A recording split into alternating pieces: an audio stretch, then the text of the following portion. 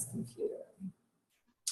Okay, welcome to the Activation Coaching free Q&A webinar, September 20th, 2017. I'm Michelle Gaza. And I'm Kayvon Fair. And we are offering this webinar. I know we have not been as active online because, as many of you know, we have been running an online New Earth Self-Leadership Academy all summer, which was really a profoundly beautiful experience for us. So we're doing a little bit of catch-up on group coaching and free coaching tonight. So if anyone has questions, you can go to the chat box and type in questions, or I don't know what it says on their screen. On our screen it says manage participants. But there's a place where you can go to raise your hand. So we'll be looking out for that as well. So I was going to start with a meditation to align with the self, and then we can go from there. Yeah, and I just want to do my little thank yes, you. Please do your thing, darling. So, I invite you to. Yes, I just want to thank all of you all for being here today. Thank you for surviving. Yes. Thank you for staying within your body as long as you've been staying within your body, because this transformational times, it ain't no joke.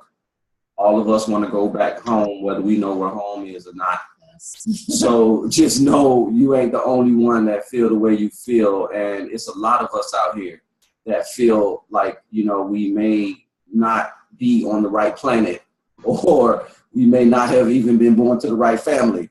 But just know all of this stuff, all of the trials and the tribulations we've gone through, it was for a purpose. And during these times right now that we're shifting. September has been crazy. It's been a crazy shift. August was filled up with the eclipses and all of this cosmic energy entering into the system. So now you know, with all of that light work, it's going to equal trigger work. So just know, every time you do spiritual work on yourself or you get major cosmic downloads, that is also going to later on trigger you in some way, because if you don't get triggered, then I mean you're pretty much maybe already there. And I don't think nobody on the planet is already there right now. So we're all getting triggered in just these different little ways. So it's important for us to, you know, do these things like this and come together and just speak on it, because I'm very attuned to this, to what's going on. And there's a lot of stuff that I definitely want to give out to you guys. So a part of our doing this school and, you know, this New Earth Self-Leadership Academy is also about getting this cosmic information. It's not only just human design, IFS, and lucid dreaming. It's everything. This is like, it's us coming together, being able to, like, you know, get this info and to grow. So with that being said, I just want to say, I love you, I forgive you, and I accept you. Facebook too. I love you all over there too. So thank you for being here with us. Yes. Okay. So it's going to be a very open format tonight, but to start us off and kind of get us warmed up, I want to speak a little bit about the self and the not self. The not self is like human design language. In the shamanic clearing work that I do, which is based on the IFS, Internal Family Systems model, we talk about the self and the parts. So those of you who were in the Self-Leadership Academy, technical difficulties again. Our internet is acting up. Yourself is like the metaphor. Yourself is like the sun, and you can have parts of you that operate like the weather. So sometimes we have a part that's not really intense, and it's like sort of light cloud cover on a bright sunny day. And sometimes we can have parts that look and behave like a hurricane. And when those parts are up and we're blended with those parts, meaning they've kind of taken over and we're fully identified with them, you can forget that the self or the sun is back there behind that part of you. So the work that we do in the first month of the school is to help you differentiate between your real authentic self, the core self, you could call it the higher self, the soul self, versus these parts of you. Now, the parts of you aren't good or bad. They all have good intentions, but some of them can behave in ways that appear neurotic.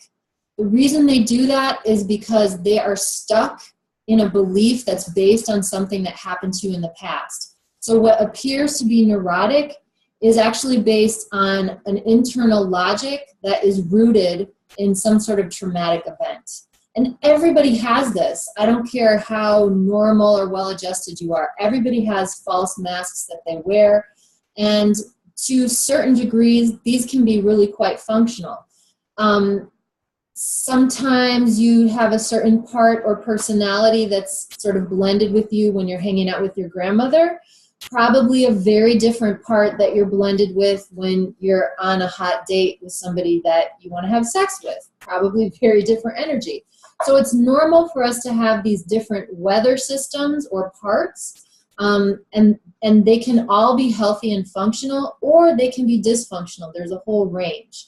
And the way to get them to be healthy and functional is to do, well, there's various ways, but the way that I do it is I take you on a shamanic journey back in your timeline to find the point where the neurotic, so-called neurotic behavior began.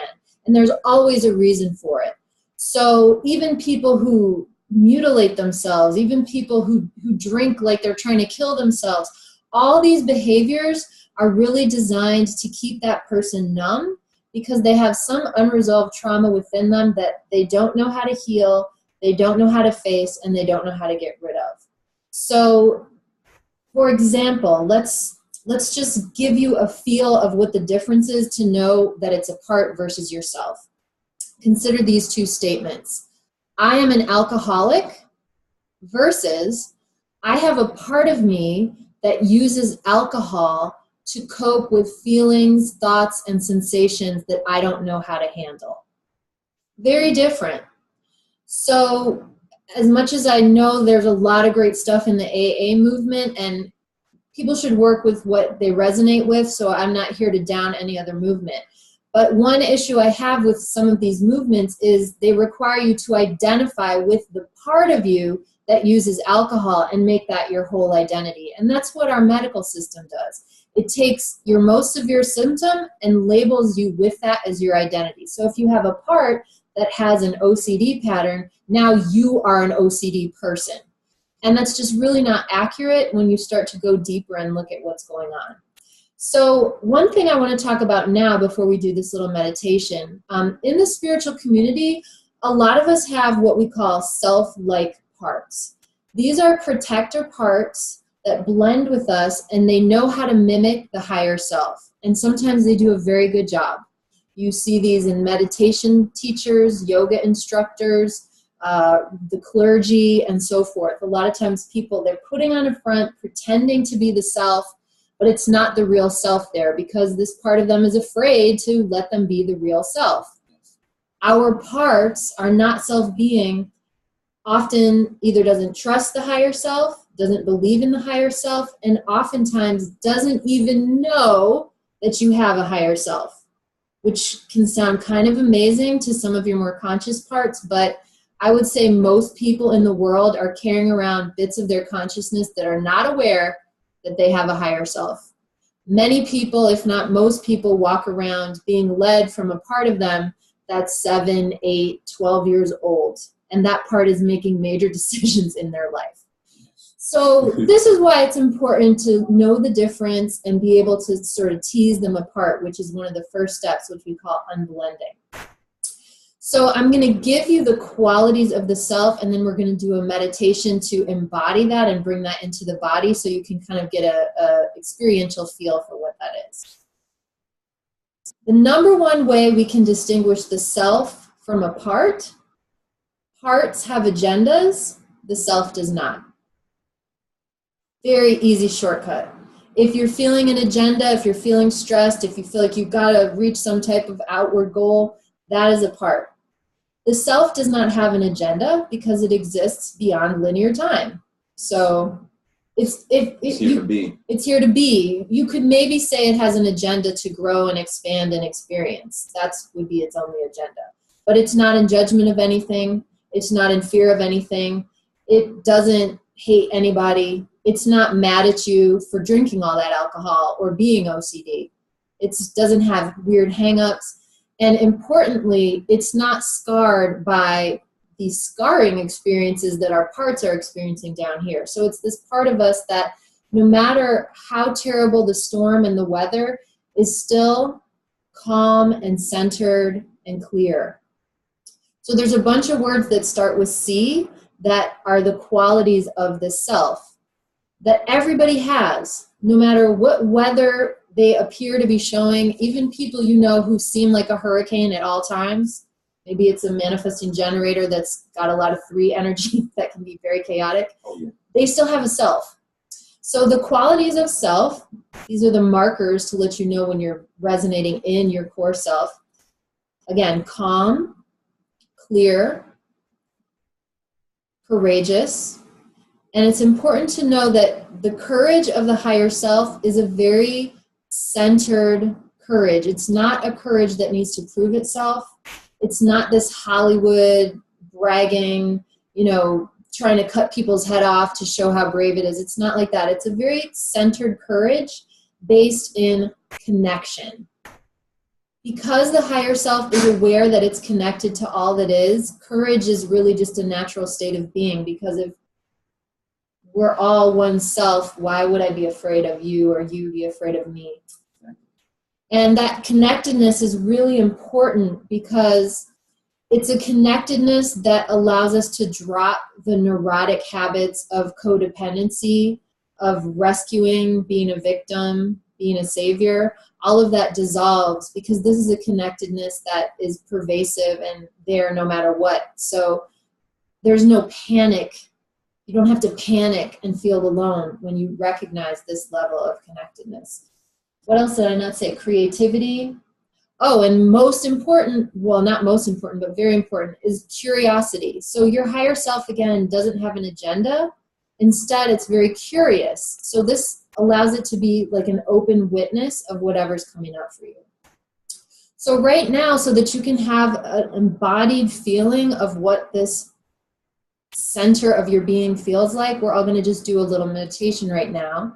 And those of you who've worked with me individually, you already know this very simple meditation. And I really want to stress that what I'm going to coach you through right now is something that's very organic. You don't have to go to the gym and build strong muscles to be yourself. You don't need a PhD to be yourself. You don't need to get any coaching from us even to be yourself, because you already are this self. Again, the sunshine is always there no matter what weather patterns are in front of it. So if you're comfortable closing your eyes, you can go ahead and close your eyes. And we're going to start just really breathing slowly. Ideally through the nose, because that kind of forces your breath to slow down. So you're really elongating the inhales and exhales as much as possible. Breathing in and out through our nose? Yeah, if you can, through the nose. If your nose is stuffed up or something, but of course use the mouth. But the nose just forces the air to slow down. And it also filters the air before it comes in your system. And as you're slowing down the breath, just become aware of your physical body. And then just begin to imagine that you could start to fill up every cell of your body with this core self, knowing that your cells are designed to receive this self-energy. When we see a child that's really happy running around, you may have heard someone say, oh, you're so full of yourself. That's really what we're meant to be. We're designed to be full of ourselves. So I invite you now to relax and allow the self to just fill up all of these cells from your toes, up your legs, through your core, down your arms to your fingertips, all the way through the top of your head. Filling up every cell of your being with compassion and clarity. with calmness and centeredness, with courage and curiosity, knowing that this is who you are, this is very natural for you to be connected this way, and your body is very happy to receive this energy. At this level of your being, your compassion is completely natural, authentic, and organic. Because again, if you recognize your own self and you recognize the self in others, compassion is just a natural result of that state of awareness.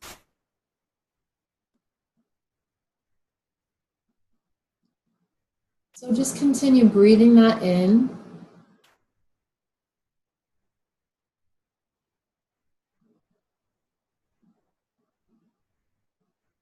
Just notice how good it feels to be calm, to release agendas, and to reconnect with this part of your being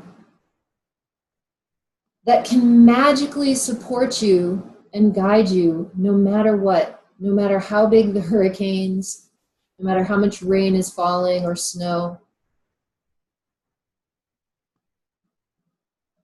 So I'll just leave you in silence for another moment to pull that into your being.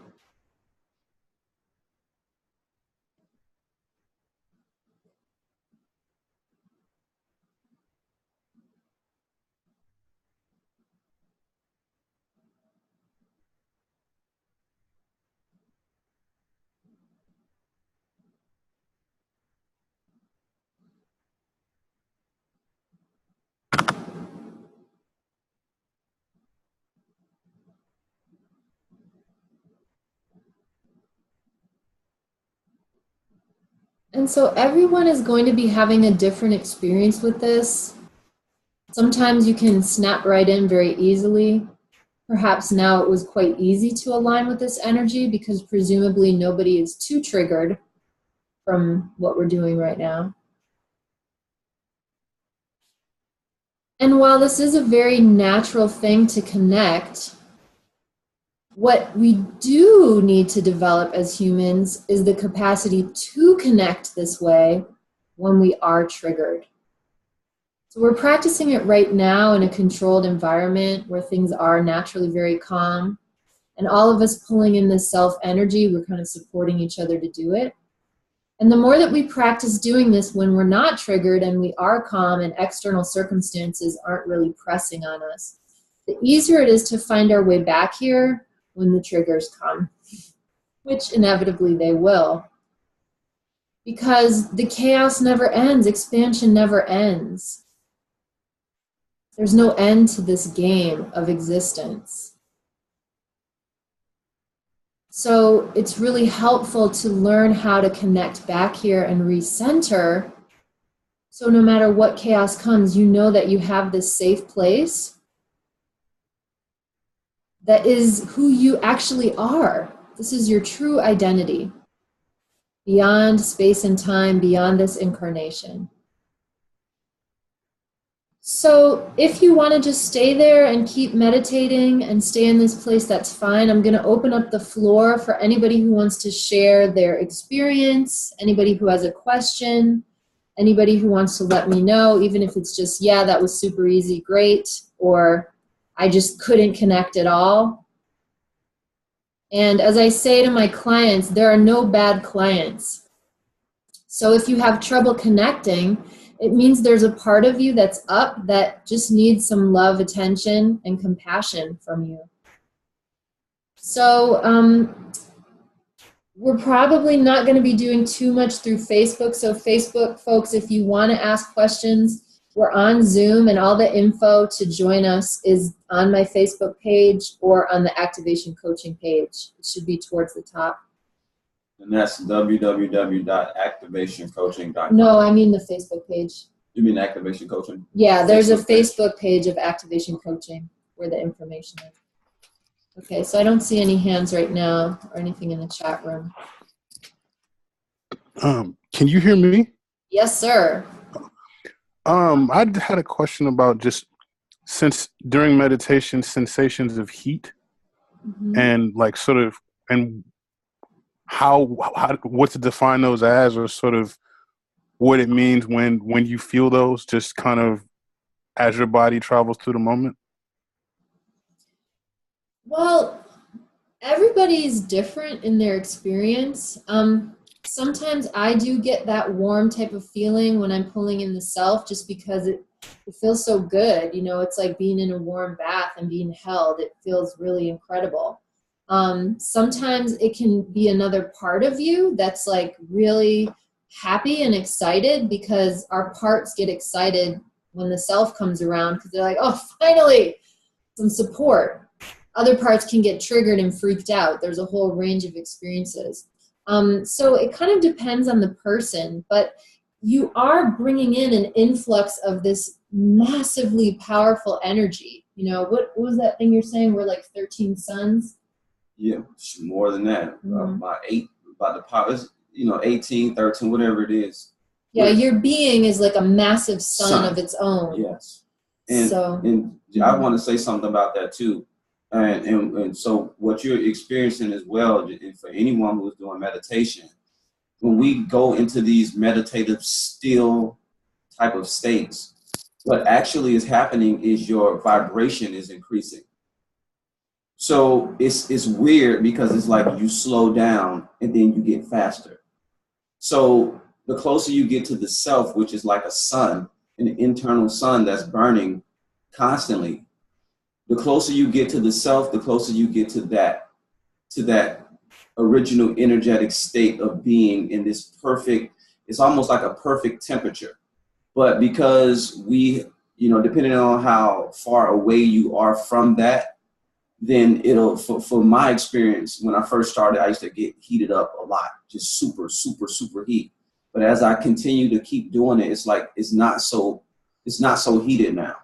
As I practice self-awareness, as I go into being self-led and connecting with my higher self, it starts to even out that extreme heat.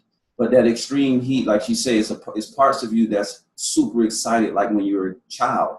When you get excited, you actually heat up inside, but you're so within that source energy, you don't feel it as heat.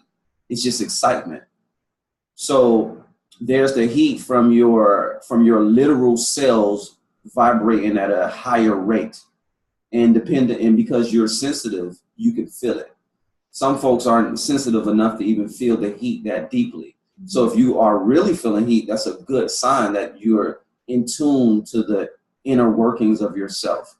And when we know that we're already in tune to the inner workings of ourselves, when we just start off, like, that's a huge boost for our confidence and to help us to continue to keep going. So definitely, feeling that heat. Also the heat burns away issues and things within your body. Some of us heat up inside because that's a natural, it's like the furnace. So during alchemy, whenever you want to burn up things, and this is something for just a little jewel, but if you want to digest your food, if you have issues with digesting your food, you can literally imagine as if your stomach area is like an oven, and you can imagine a flame. In this flame, you'll start to feel the heat from the flame, and it'll literally start to burn away whatever it is that's inside of you, like that you've just eaten. And if it's good for you, toxic, whatever it is, you can use your internal fire to burn it up and to cleanse yourself. Okay, thank you. Wow. Good response. Yeah, and and these things change over time as well. Like, I had a major set of parts in my system that were terrified of being self-led.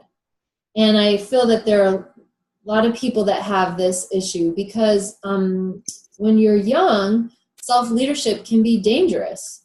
If you're self-led around adults who aren't self-led, their parts can sometimes take that as you being smart-mouthed or you talking back, even if you're obviously coming from a place of compassion. Sometimes when people are triggered, the self can actually trigger them further. Now, if you're in a situation where people were outright abusive, then it's super dangerous to be self-led, because, you know, if they're kind of being run by their own demons, the demons don't want you to be self-led. They want you to stay victimized. So we can actually have trauma around being self-led, ironically. So there was a guru from India, and unfortunately I cannot remember his name, but he came and did a special workshop at one of the yoga schools I used to teach at. And, you know, he did a similar kind of meditation. It wasn't exactly like this, because the meditation I did is based on the IFS principles of the self. But afterwards, in the question and answer section, I was saying to him, you know, I just don't, this doesn't feel safe to me. And, you know, basically he gave me an answer like, it's fine, it's fine, it's fine. Because, you know, for him, that's where he's at. At the time, that's not where I was at. What I love about the system that I work with is it can really work with you no matter where you're at. So if it doesn't feel safe for you to be this like connected and compassionate around people who trigger you, then that's your starting point, and we work from there. And so we would start by asking these parts, you know, what are you afraid would happen if you were self-led in these situations? So for me, my fear was just that I was going to be attacked, or I was going to be too vulnerable, or, you know, that I needed to have masks up to kind of match the masks of people around me so I wouldn't be ostracized or ridiculed. But then after, you know, several years of work, it's really now to the point where I find it a lot easier. And as Kayvon will attest, I'm self-led in my sessions. Very easy for me to be self-led in a session. In real day-to-day life, sometimes, sometimes not. You know, so I'm literally practicing this pretty much every day, and certainly every day that I have a session. But in a session, you know, it's a controlled environment. It's very easy to feel compassionate to a client who's coming to me in their vulnerability. Is the same when I used to teach yoga asanas. It was very easy for me to love anybody who came to the class. You know, but then I get outside and, you know, somebody cuts me off on the road, and like, oh my gosh, all of a sudden that's gone. And this, you know, protector part is like, ah. So, you know, this is something that we practice. Now, eventually you can really have, you know, let's say you start off 10% of your waking life self-led, and you could work your way up to 99.9999%. That doesn't mean these other parts of you go away. So I can be very self-led and centered on this webinar, but I can turn around and make dirty jokes when I get off the webinar, because my, you know, humor parts are still there. I don't have to get rid of them, but the difference now is that they're not driving the car, the self is driving the car.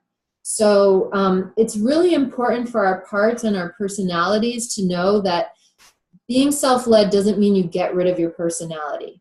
And a lot of the self-like parts think that. That's why you see in a lot of spiritual communities, these kind of like stone-faced, like, oh, my farts smell like roses, I'm so pure, I float through the air. And that's not what self-leadership is. It's about being real and present with whatever arises, and having compassion even for the parts of you that maybe even you think suck, even for the parts of you that other people don't like, even for the parts of you that maybe are self-mutilating or drinking alcohol, or the parts of you that cause you to be anorexic. Having love and compassion for all of that, no matter what arises, that's really what self-leadership is. So I'm going to stop talking. Kelly raised her hand. Again, anybody I'll get to the Facebook questions next. Kelly, or did you want to say? I think you should say it to the Facebook, because some people. Yeah, so if you're just joining on Facebook, we are on a Zoom webinar, and if you'd like to join us, you can ask questions through this webinar. The information to join the webinar is both on my Facebook page and on the Activation Coaching Facebook page, so you can come onto the Zoom webinar and join everybody. It's free. So can we go to Kelly? Yeah. Are you good? Kelly, I'll unmute you, honey. Actually, what you were saying earlier made me want to ask a question. I'm in a new environment with not a lot of young people, and also not a lot of spiritually aware people. So I was wondering if you guys just had some suggestions for me, not necessarily how to like spread the word, but just how I interact with people, to kind of protect myself, but also, I guess, to not offend. Like I went to the church that I grew up in this evening, and that was kind of an interesting experience. Wow. And so there were a lot of people coming up to me, like trying to get me to get involved, like with the small groups and all that. And, you know, it's just like, I don't know if I'm necessarily comfortable with that, but I don't need to, you know, verbalize that. I don't need to make anybody uncomfortable. But I've also been on like Meetup trying to find like meditation groups and like spiritual like groups. And there's just not a lot where I'm at. So I guess I just need help on how to kind of maneuver and, I don't know, I guess stay focused. We both want to answer it. Yeah. Kelly was in our summer school. She's known for asking great questions. Yes. So thank you, Kelly, for being here. Yes. Jamari, what's up, Jamari? Hey, thank you. My best friend on the planet is joining us today. Appreciate you, bro. But Kelly, yes. Kelly is a manifester for you guys, if you don't know. And manifestors, they impact the reality. So it's to me, you know, it makes sense to me that you would actually want to know about how you're going to possibly impact people because of the knowledge that you know and the awareness that you've been gaining. So, and this is for a lot of us that are waking up around our old family members and friends. So the key here is patience. The reason why your higher self puts you back in that position around your family or the people that may not be on that level is a lot of times you go back home to the family for support, but not the type of support that you may think. It's literally just like a body support, meaning you just need somewhere to go, so somewhere to go that's safe for your body. Yeah. Now, the knowledge that you bring to the table is you bringing something to the table. See, most of the time we don't look at ourselves as bringing something to the table. We just think, oh, we got this knowledge or whatever, and we just know it. We don't say, I'm bringing this to the table. When I went back home to my mom, I brought back my knowledge to the table and it could be utilized by myself. Now, because we know now that we all have these different types and strategies, as a manifester, your job is just to inform. Your strategy is to just let them know what it is that you are about to do next. All of the in-between and everything else, I mean, it matters, but at the end of the day, your strategy will bring you to your peace. And this is where the test is coming. This is how you get tested. You see, you were already in a, you know, your environment before, it was a lot better than where you're at. So there's no real test and to really let you see if you're really following your strategy or are you gonna let your emotions get the best of you. So remembering your strategy, remembering your emotional wave, not making that decision when you're up or down and waiting for that equilibrium, but knowing that you're the manifester and you have a repelling aura. You can't get hurt. They can't only penetrate you if you allow them to penetrate you. You can still be around them and you can go to church and you can do everything and then you can just say no to all of the meeting requests. But at the end of the day, while you're there, because we are moving into unity consciousness, you're spreading that seed, you're spreading that knowledge just through osmosis, just through your energy, through your aura. As the manifester, as soon as you walk in that church, the whole entire church will start to fill up with your aura. Within your aura is the information that you learned throughout the years. So when you know that, it's just a waiting game. All it is just a waiting game, and they're going to be trying to figure out ways to get to where you're at. But at first, they're going to be running around like chickens with their head cut off. And you're going to look like an alien, and they're going to want to ask you 1,000 questions, and they're going to want you to come over, and they're going to want you to do this. Your job is just literally just to be, and to know that they are reflections of you. Once we understand that these people are reflections of us, and you know that they're trying to get that golden light that's within you, they just don't know how to ask you for it. They don't know what to do. They don't know how to get that. So the only thing they know is, let's just bring Kelly around us. Mm-hmm. Then whatever she got going on inside of us, inside of her, is just gonna wear off. Kelly is like, man, I ain't got time for all of this. Like, I'm trying to like get into my next paradise spot. But because we're doing this work and we are the leaders of our communities, they need us. Our family members need us. They need our thoughts. They need that spiritual work that you go through, those hours and hours of studying and note taking. They're not doing that because they may have other things on their plate. But you're doing that, so you carry that for them, and when you show up, they'll get that. It's just they may not get it at the time you want them to get it. But yeah, you might just be dropping a seed. Yes, you're definitely. I mean, I feel it 1,000% that you're dropping seeds. Especially after just completing the school. Yeah. You've got a lot of seeds to drop. Yeah, you got a lot of seeds to drop. But just know this is not a permanent process, because this is not something that you really want to do. You see, once we, like, I had to go home. I didn't want to go home. A lot of us go through that. We don't really want to go back. We feel like we're taking a step back. But you can never take a step back, because you've already learned what you've learned. Never step in the same river twice. Yes. It's always moving. There's so many things I could say, so I'll try to be really succinct. And just know, Kelly, I'm sending you love. I'm sending you love. Yeah. Thank you. Sometimes our higher self puts us in situations that our personality does not like because of some growth that needs to happen. So I had spent 2 years with my former partner traveling through Asia, working with literally the best yoga instructors in the world, getting daily adjustments in my asanas, having groups of people to work with. Before that, I had lived in New York. I moved to New York specifically to work with a specific teacher. I was going to him every single day, working in a room full of people. I didn't know human design at the time, but I was riding off the willpower of all these defined will centers around me, which I don't have in my own chart. So I was feeling good. I was like an Olympic athlete. I was so fit.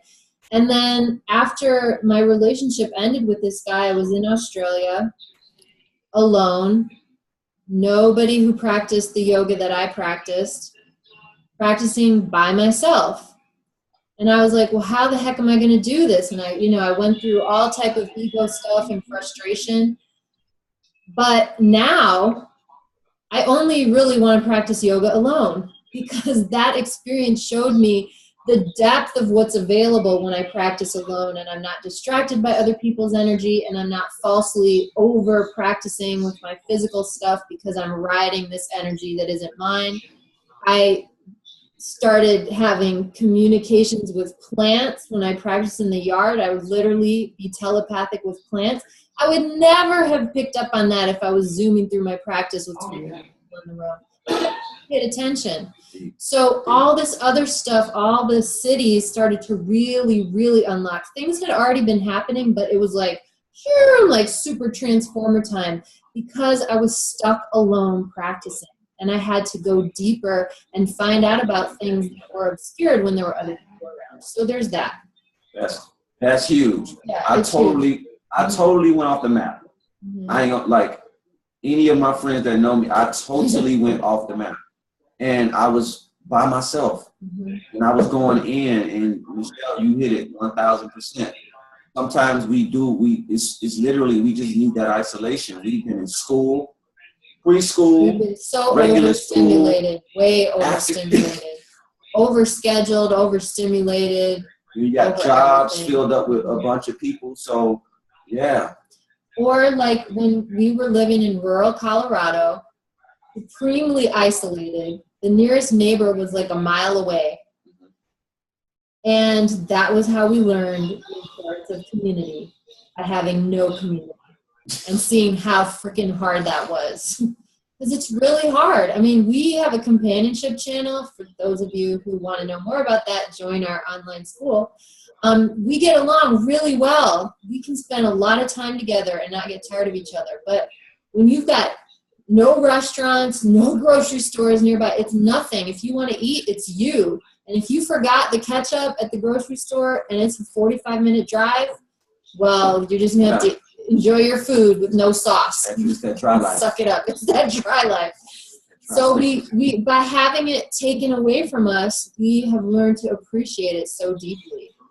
Also, what Kayvon is saying, you know, one of my coaches, Angel Acrivo, she explained this to me one day because I started noticing that, like, just certain weird things were happening in public places. And I described to her one story. I went to a camera store with the guy I was dating at the time, and I was literally just there to get a tripod. The tripod was right there.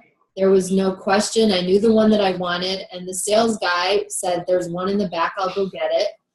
But for some reason, I was literally there for an hour and a half. My boyfriend at the time sat down and actually fell asleep. And I was like, what is going on? The guy kept coming in and out and talking in circles and talking this like I was some like superstar or something. I was like, what's wrong with this dude?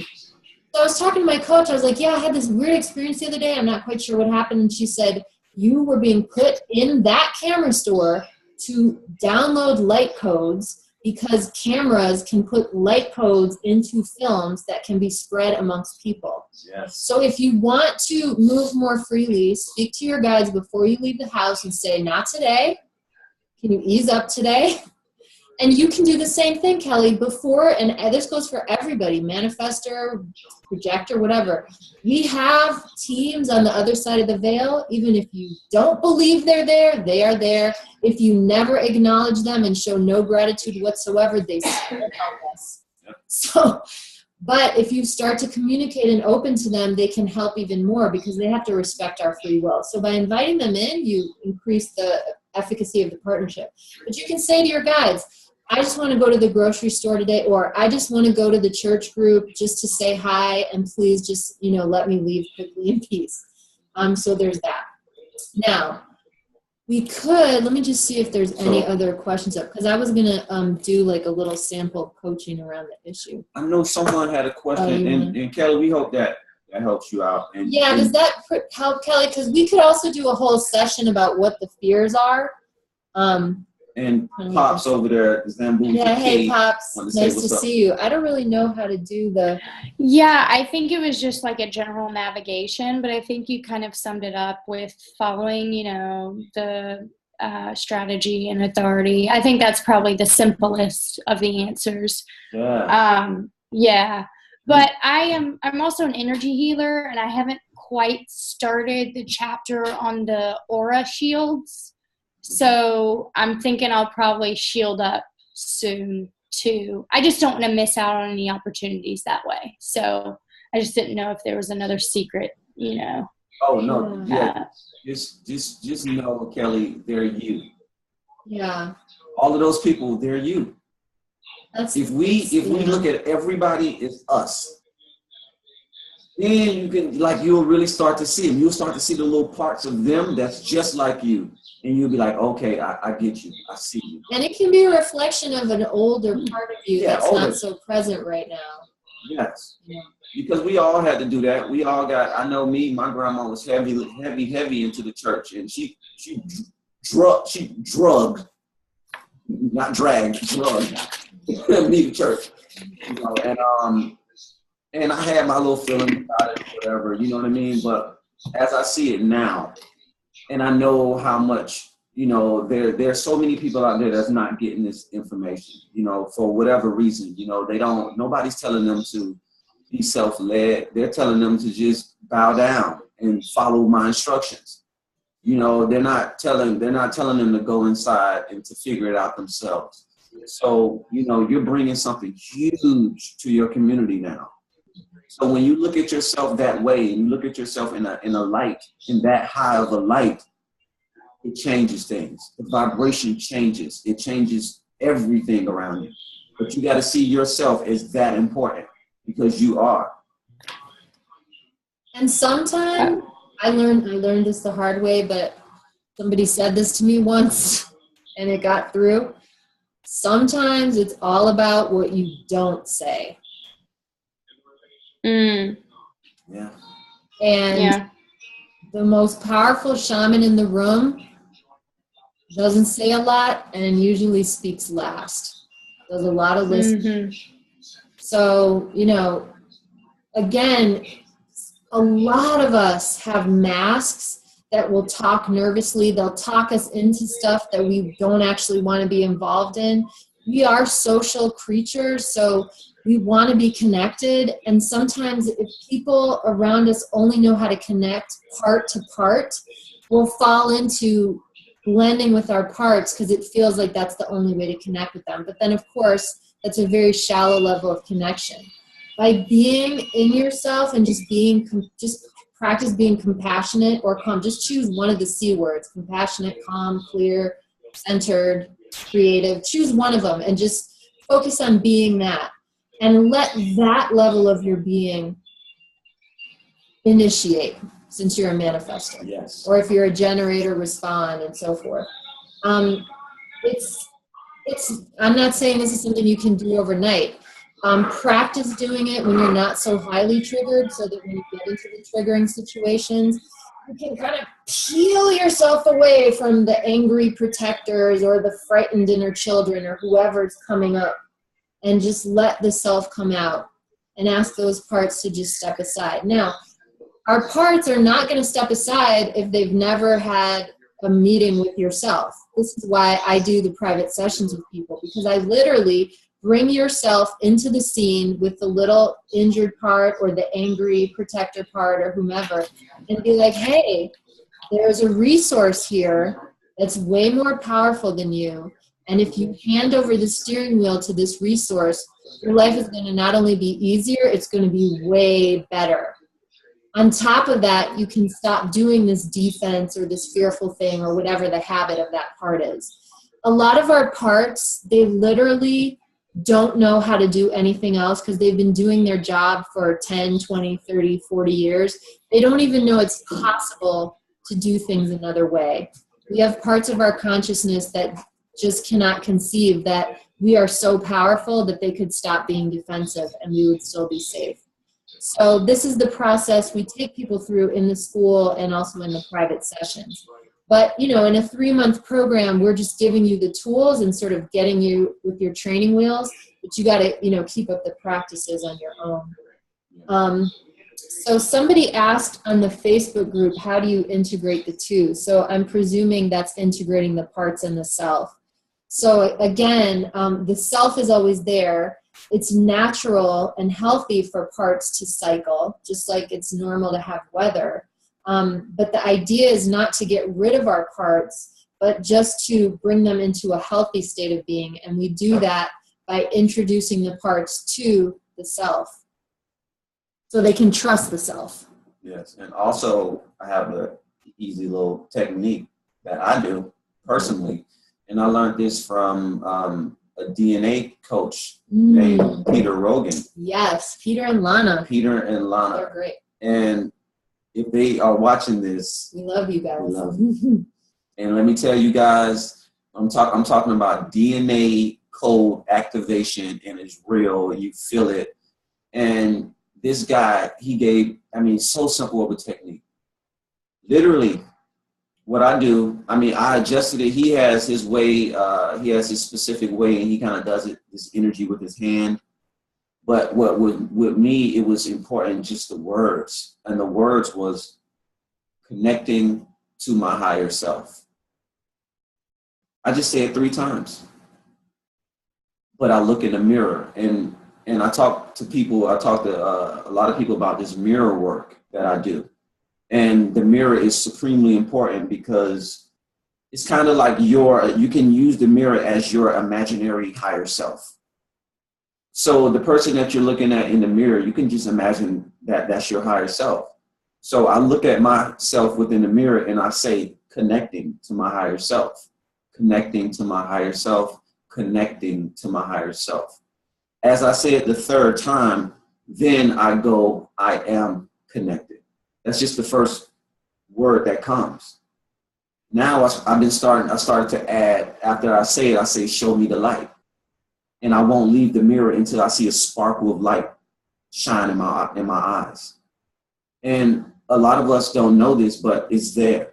And you can catch it sometimes in people when they're super happy. You ever seen somebody when they were super duper duper happy and it just looked like their eyes is just twinkling? So that's what happens when the higher self physically is integrated into the body. You start to shine, you start to twinkle. So, and also I would add, everybody starts to look beautiful to you. Yes, everybody, everything. See beauty everywhere. You know, you see it everywhere, but you feel confident. You feel calm.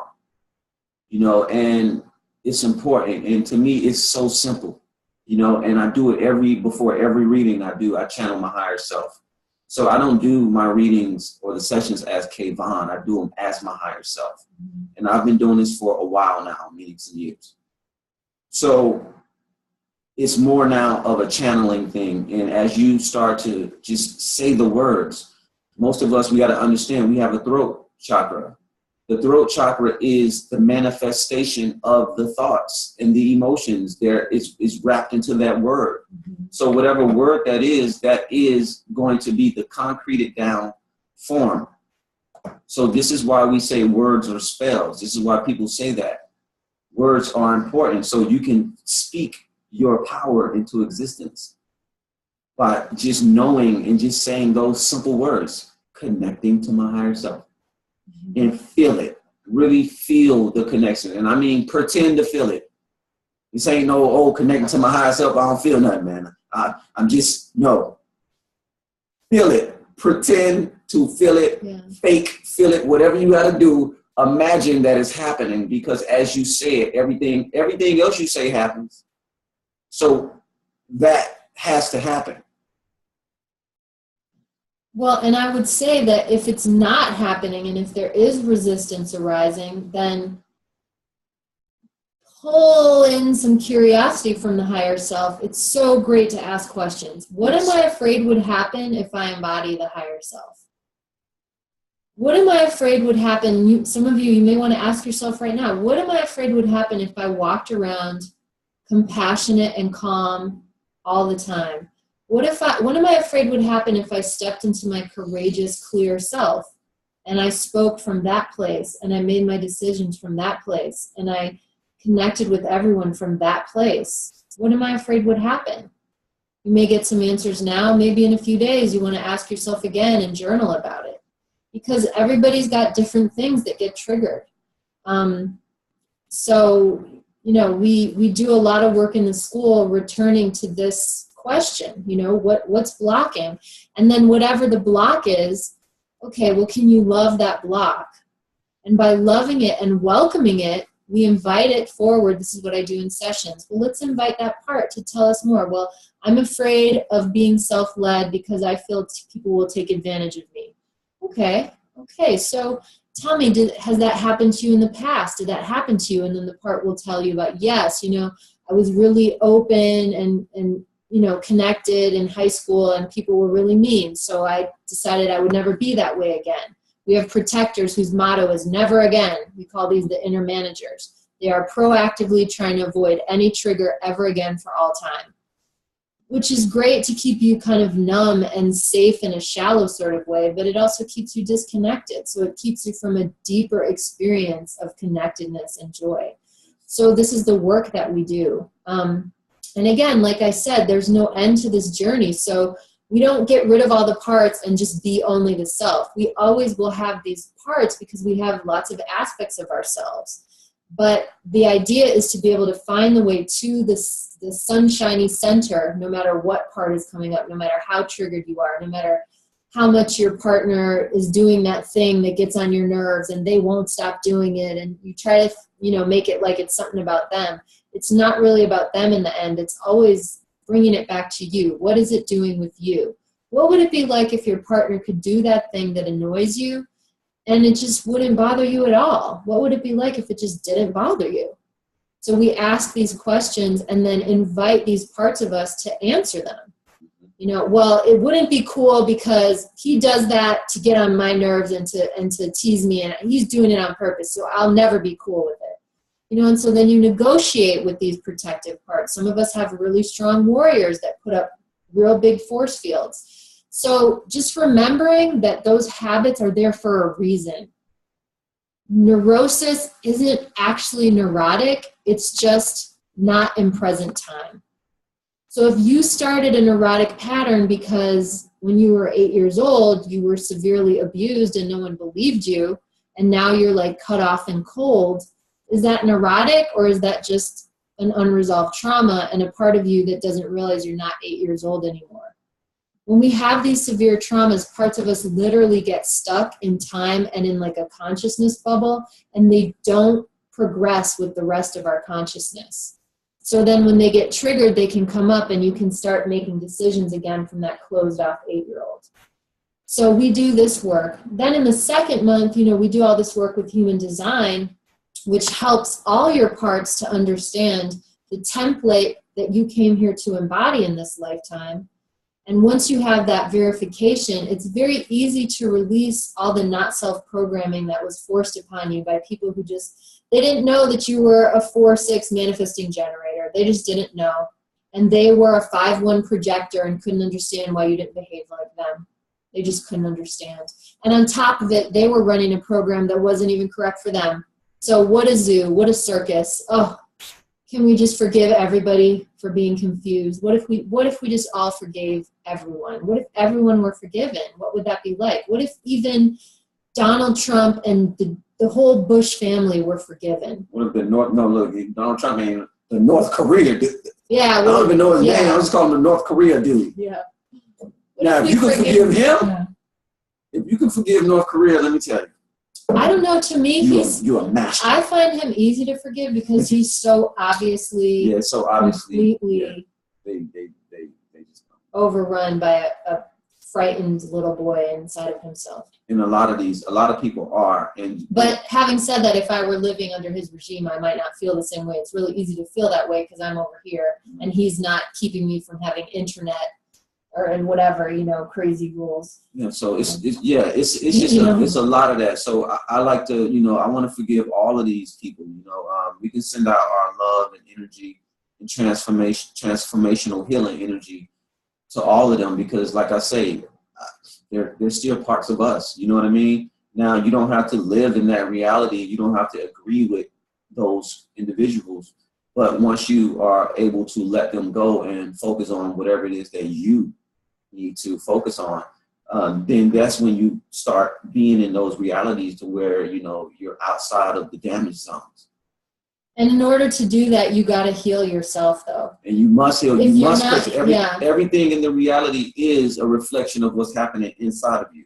Yeah. So as you guys have been noticing these hurricanes, earthquakes, and all of this stuff, now let's bring that back to the inside of us. Earthquakes, a rumbling, a shaking up of our foundations. Oh, that means somebody just learned some new information. Somebody just learned some information that totally rocked their world and it totally shook everything within them and changed everything. And some buildings crumbled down within them. The hurricane, the flooding, the water is the great purifier, the great cleanser or the dissolver. Fire is the great purifier. Water is a dissolver. So that water that came in is literally flooding in to dissolve all of the old programs and the things that no longer serve. All of these things can be mapped to the inside of our body when our body goes through transformational change. That's what's happening. What we're seeing is natural disasters. This is what happens when when certain cells just die off or new cells come into being, or it starts to get chaotic within your system because you got to change your diet. And you've been used to being a certain way, and now this flood and rush of new energy is coming into your system, and now it's going to look like that outside. So the good part about it is that it only happens once. Once you go through the transformational change, it gets easier. Like like we live in the third and fourth dimension. We're moving into the fifth and beyond. That is so much of a change, you guys, you just don't know. That is totally, it's like the skin peeling off of your body and then replacing it with just some light fiber wire or something like that. It's a totally different system. So you can't expect that to look easy or to feel easy or to even maybe feel that good. We can try to make it feel as best as we can. We can try to hold on as much as we can. We can learn as much as we can about ourselves and what's going on. And that's the best that we can do. And this is what we're offering you guys at our school program, is to learn as much as you can learn about yourself and how can I practically apply it, but just like we say, it's so much information to where this is even our school is just the beginning. Yeah, and we're considering structuring it so that we can have a level 2 program as well.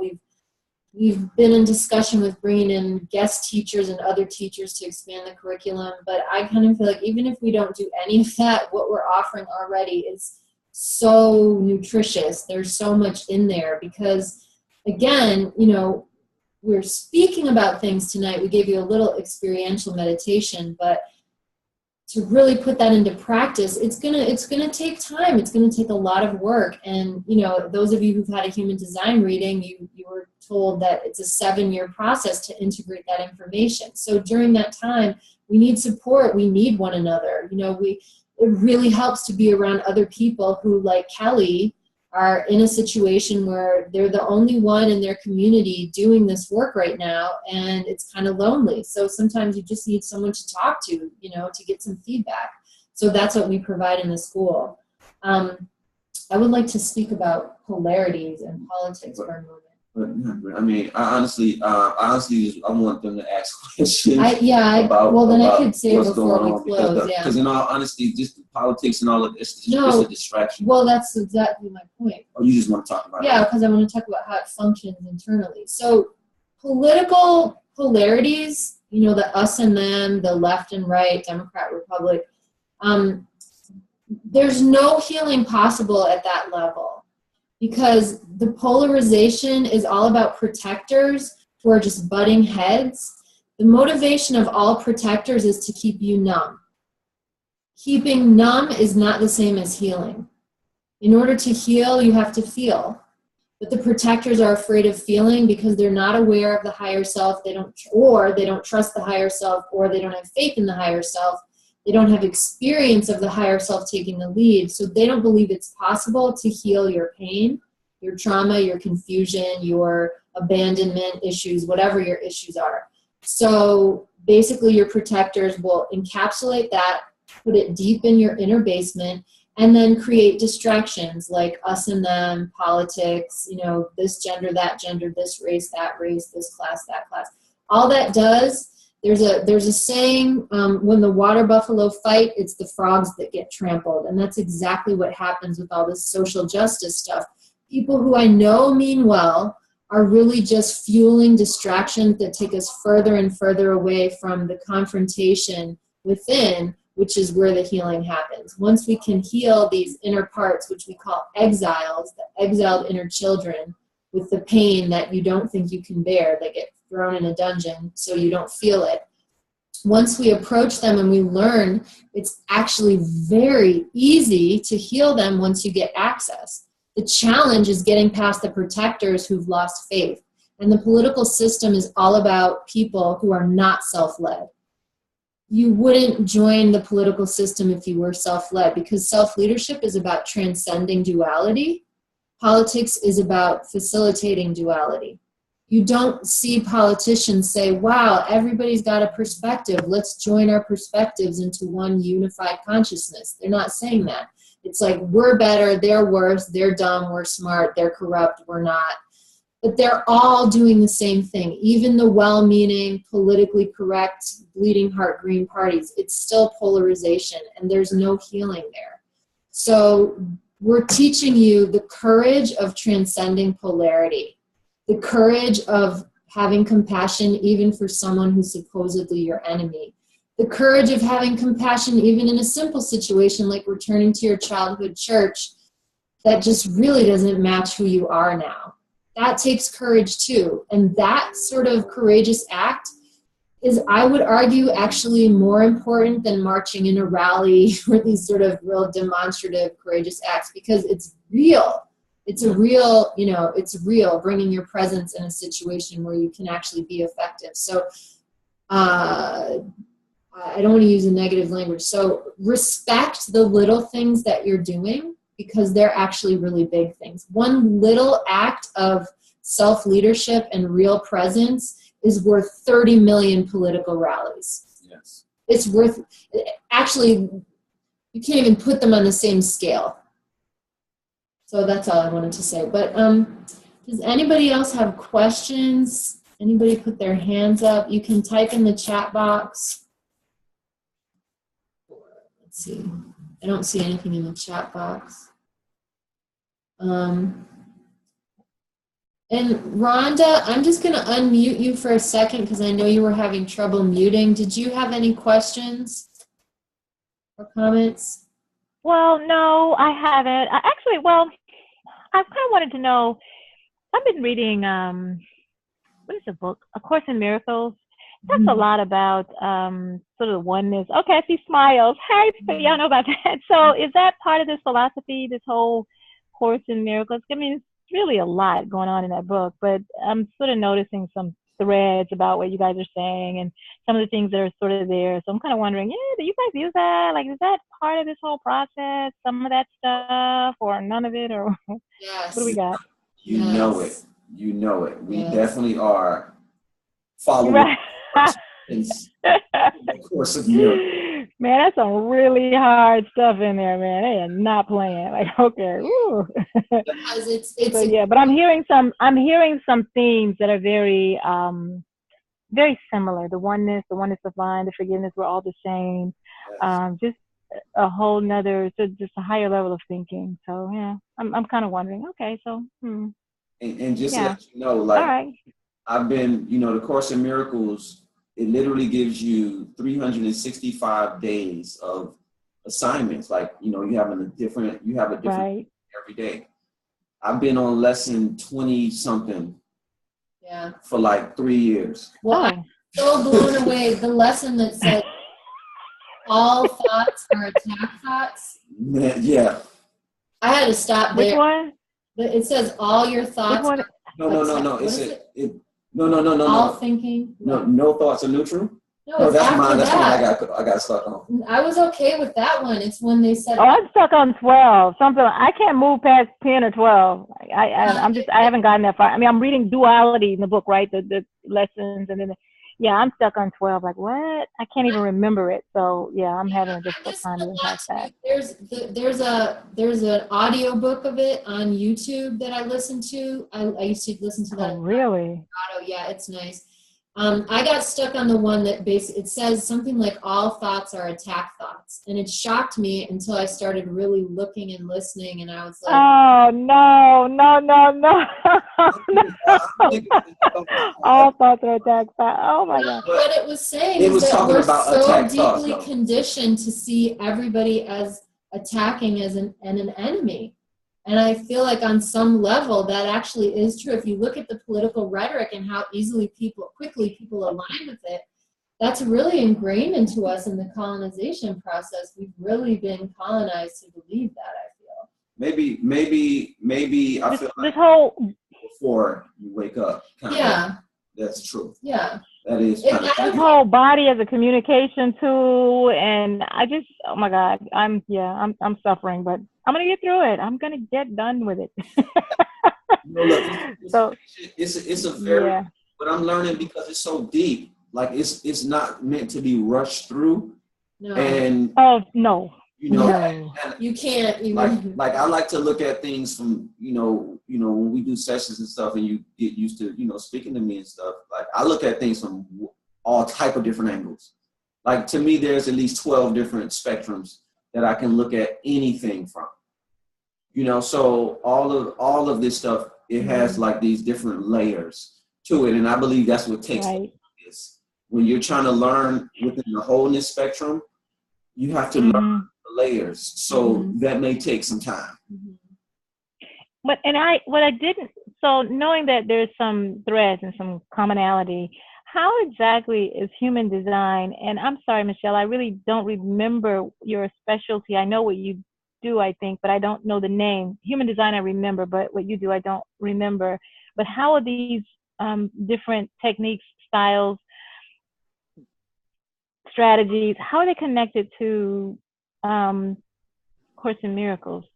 I mean, because that confused me a little bit, because one is like strategy, how you live, which, by the way, I still haven't figured out yet. I mean, I know you gave me this reading thing, but I still haven't figured out this whole strategy thing I'm supposed to do. Going. So, but how's it really? Yeah. So I'm suffering.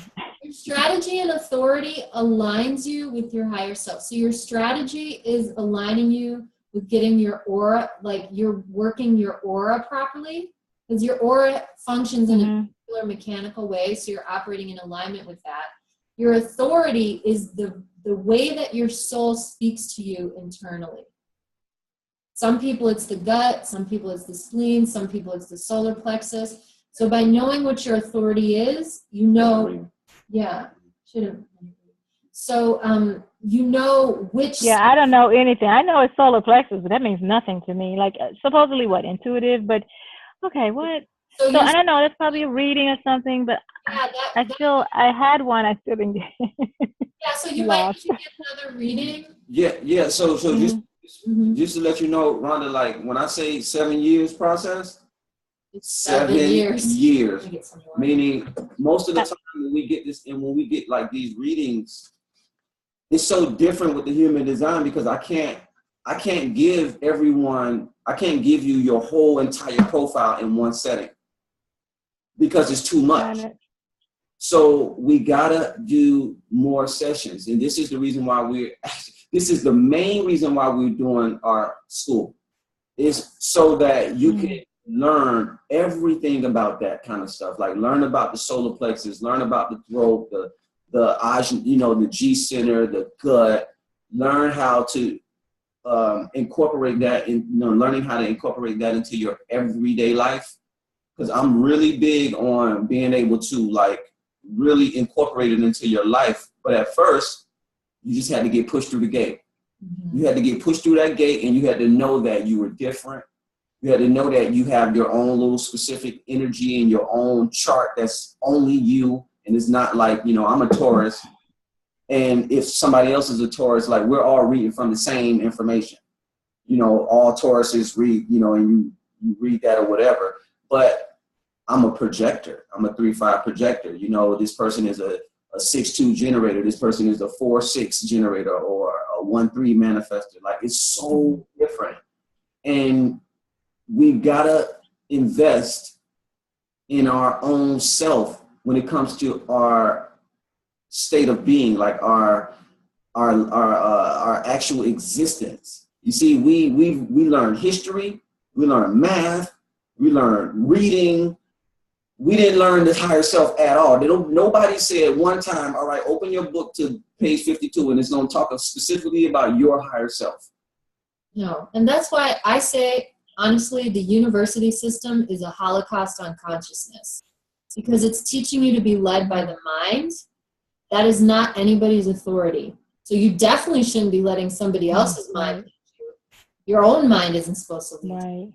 So what we're teaching you is how to connect with the voice that is here to lead you, which is your soul. Yes. Your real you. And it takes time. And let me tell you, it takes time, Rhonda. Like because the old habits die hard. The old habits were like literally either physically, mentally, or emotionally beaten into us, or it was more subtle. You just started to copy what your family did because you had to like survive and get shelter, food, and clothing from them. So you can't be just like all the way doing your own thing. You have to fit into your clan. So some of it is more benevolent happening, where you just kind of follow along and you're matching the energy of your family. Meanwhile, it's like the blind leading the blind. Being led by the mind it's an old way. We're not that species anymore. We're not a mentally led species anymore. That's already been done. Our ancestors did that. They suffered through that. That's why there was so much slavery and warfare and sexual abuse and, people literally keeping people in their basements. Like people arguing over whether minimum wage should be $6 or $7. Only the mind would be arguing that. Your heart is not going to be arguing. Like, that's crazy. Who could live on $8 an hour? That's insane. So we're not designed to be led by the mind, but the mind is like so white knuckling it, like trying to stay in control because it's fearful. It really doesn't understand that it's not its job to lead. So we give you these tools to help soothe the mind. It's kind of like Xanax for your mind. And the mind is connected. Xanax. The mind is connected to your personality. So your personality is your name. So whatever your name is, that's going to be that character. That's going to be that is going to be connected to the mind the most. So when you say, I need to make better decisions. Yeah, well, you're saying mind, but there's a whole mind, spirit, ego thing, and the mind and ego are like in the middle, in the spirit, and like so you're saying mind, and okay, I get that as logic. Ego is something else, and then there's spirit. So right, all those pieces. So as you say mind, I sort of see these three pieces, like they're not the same. I see mind as logic. Ego is the insanity thing, the one that's really weird out there, and the spirit is, of course, the true higher self. I'm assuming based on what I'm reading here, and if the themes are the same. So many. There's a mental ego. There's a body ego. So we could come at it from different angles. You could do the Freudian id, ego, super ego. But at the end of the day, what we're teaching is operational regardless of what model you're using. We're teaching you how to connect with your true self, your timeless self that's beyond name in this incarnation. And we're teaching you how to get that part of you to lead you and make your decisions. Yeah, and that's the part that takes it takes a while to integrate yourself into even understanding that, because we're so used to making decisions with this up here. So when I say mind and I point here, I'm just talking about like this area, this brain type. The logic. Yeah, but it's more, it's just. I say it's still wrong. Still wrong, Michelle? Okay, whatever. Just know. So selfish to be here making these decisions. And when you're in that mode, you're not confused. You're clear and you're calm, like Michelle said, the C words. You feel good and you're easy. But until we get there, you're not there. You're not in that. But it's okay. The fact that you, like I say, you step through that gate, it ain't no going back. Like you're transforming and it's coming together. We're doing this webinar right here. This is not like we're answering some deep questions for you. So even if you didn't get another session, like this is the other session. This is your second go round to come in, and this is the way that certain people have to get it. You have to you get it in certain ways, and however it comes. But being patient and knowing that that you're gonna, we're on that forward path to source consciousness.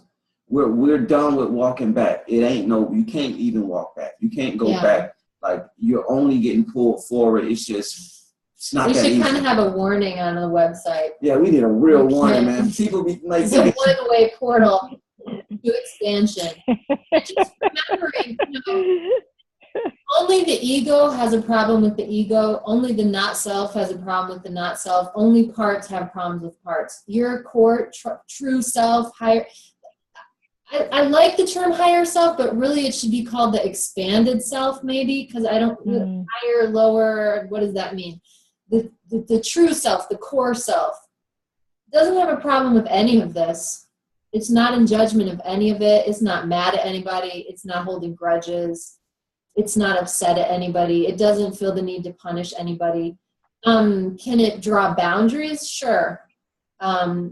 It's not a pushover. Like I said, it's courageous, but it's not, it's already forgiven everybody because it understands what the game is. And so it's learning to integrate these different levels of consciousness. And as we bring up the denser levels of our consciousness, which are really only dense because they haven't been updated and haven't been reintroduced to your true self, then they start to release their habits and they start to line up with the self. The self is leading and all the other parts are really in partnership with the self. So you become more integrated and back into wholeness. Then you're really operating from your 0 point. And that's when people start doing magical stuff like, you know, miracle manifestations and who even knows what's possible at that point. If you were truly self-led, like really all the time, who knows? The sky is the limit. There is no limit. Well, now wait, guys, because I honestly think, I mean, I haven't done the next line of reading yet, but I honestly think that there's been a lot of change in me that has happened from the additional awareness. Just it's too expansive to discuss here in a webinar with other people and all that, but there's definitely been a lot of changes. Am I ready for another reading is the question. That's no. Until I process this place and stuff, and I'm actually ready to take on a new level of learning. No, I'm not ready yet. I'm just still bouncing around down here. So not yet, not so much. And yet there's been quite a lot for me, a lot of changes that I've noticed and accountability things that have happened since one, the reading, and two, especially since I've been reading this Course in Miracles. So a lot of stuff is happening. It's just a bit slow for me, but still not, I'm not ready to move to the next level. I'm just taking it really nice and slow, which is not quite like a manifesting generator, I know, but look, I'm not there yet. Manifesting generator to go slowly is the enlightenment. Yeah, I've been wanting to hear that for years. That's what we're trying to facilitate. Thank you. Yeah, well, I mean, I want to speed up, but I can't take it, right? So it's like, yeah, okay. Yeah. So and it's, look, and let me tell you, it ain't no more. Look, that to me, that's real intelligence. Knowing when enough, Yeah.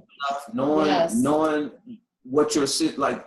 This is self-leadership. You're gauging. Yeah, I can't take anymore. You're gauging your inner evolution. You know what I mean? Like you're respecting yourself. You're respecting yourself in your growth process. And it ain't nothing wrong with that.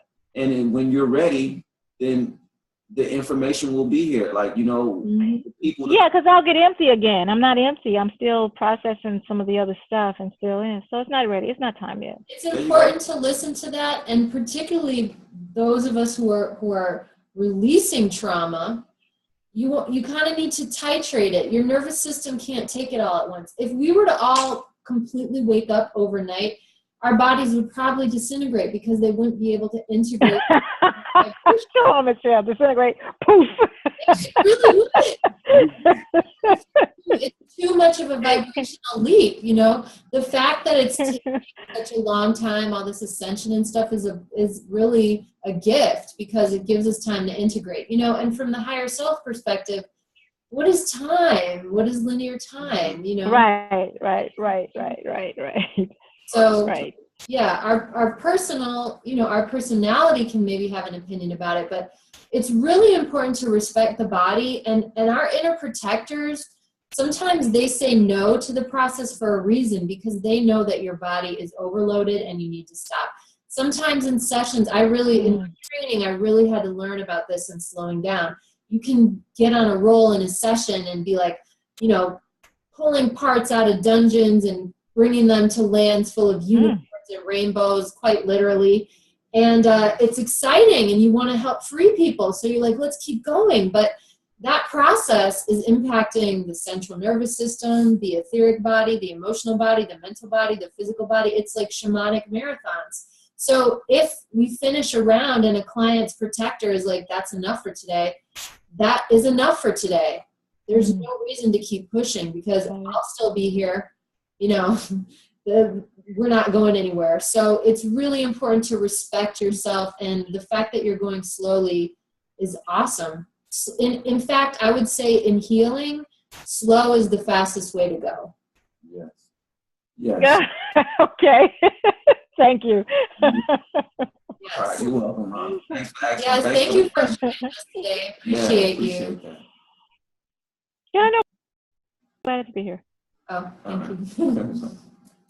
All right. I'm gonna check a little Facebook. And Yeah, anyone else who have you guys have any questions about, you know, the summer school program or I keep saying the summer school program. I mean, just the program, the school. Yes, I'll just read a couple of the comments. Newbridge says, I like to call it the heart's intelligence has no mask. Yes. Yes. Ian says respect for self and respect for others goes hand in hand. Absolutely. The more that you recognize yourself, the easier it is to see it in others. And as I said earlier, once you start to see the self is everywhere, the whole triangulation of, you know, victim, villain, and savior, it just disappears. Because if I know you have a higher self, I don't need to rescue you. If I know I have a higher self, I don't need to be rescued.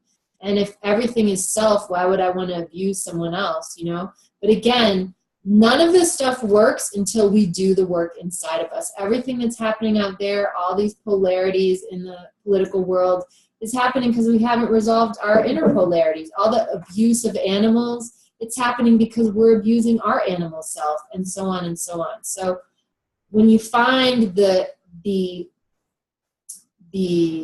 roots of that inside of you, you'll start to see it changing outside of you. And we have this happen all the time. I mean, I've had sessions. I had a session with the client, and when she did her unburdening, her, you know, this little exile wanted to go and swim with the dolphins. And then that day she went to like Best Buy or some random place, and her child had to go to the bathroom.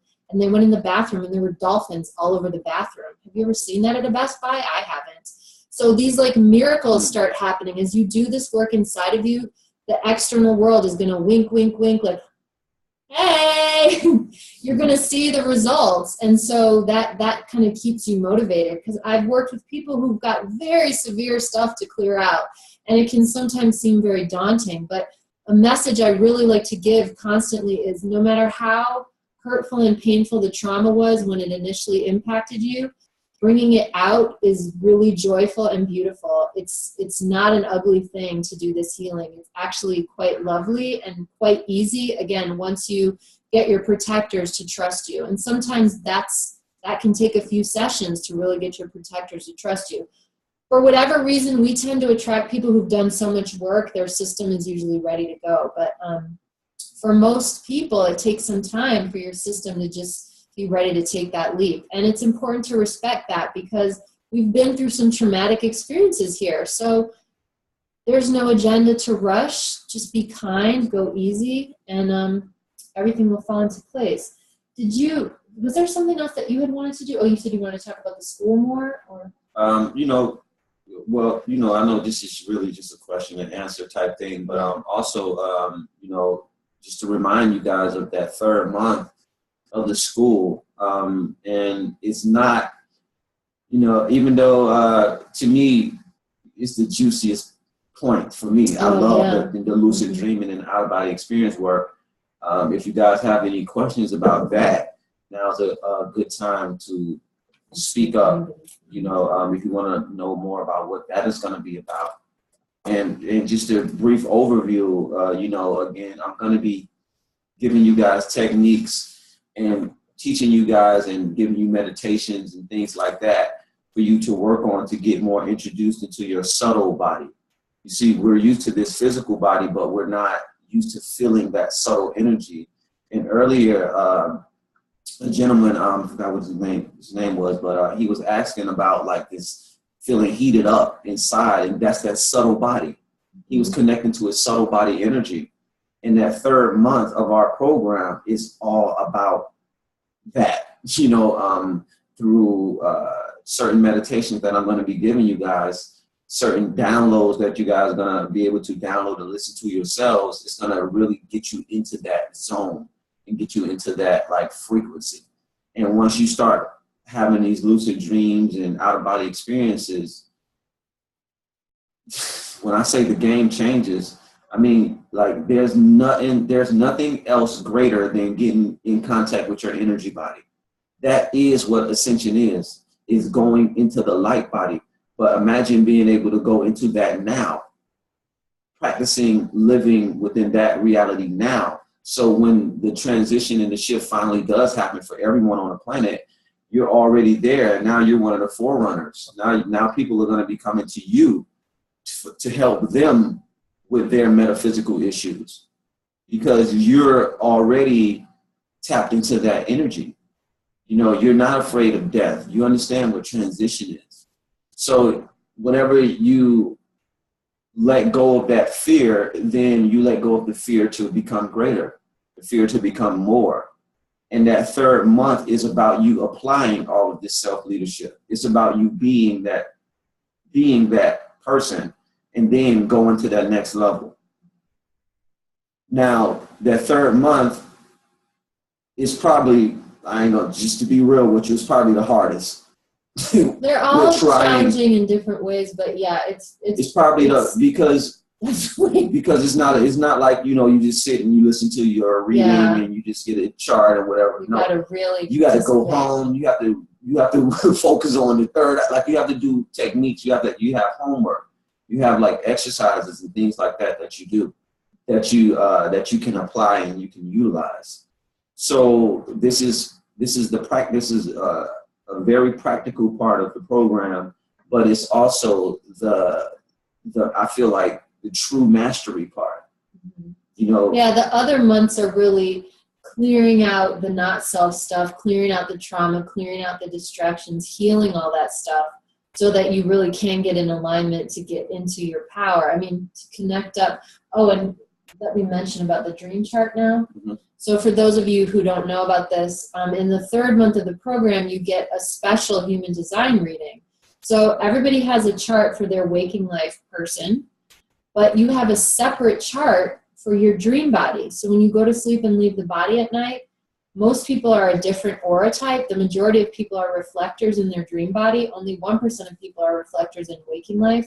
So you'll get a reading with Kayvon of this chart, which is going to show you what activations you have in the dream realm, which are your challenges that you have to overcome.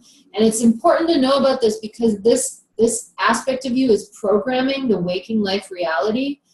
And again, this is why politics is very misleading, because it's teaching you to try to solve a problem out there. Most namely, usually it's about what someone else is doing wrong. So it's taking you way away from your power. Everything is starting within, and everything is starting above. As above, so below. So this is teaching you how to connect up to this other realm of your conscious existence so that you can start to integrate everything instead of just sort of being a victim to all this stuff because you're unconscious and you're just saying it's fate. You can actually, you can rewrite the script. Yes. You can become your own author lucid. By becoming lucid. And lucid meaning within your dreams. And it's even weird for me to call them dreams now that I know what's really going on. It's not dreams. It's literally, you're just going into you're going into another existence. It's more accurate to call them alternate existences.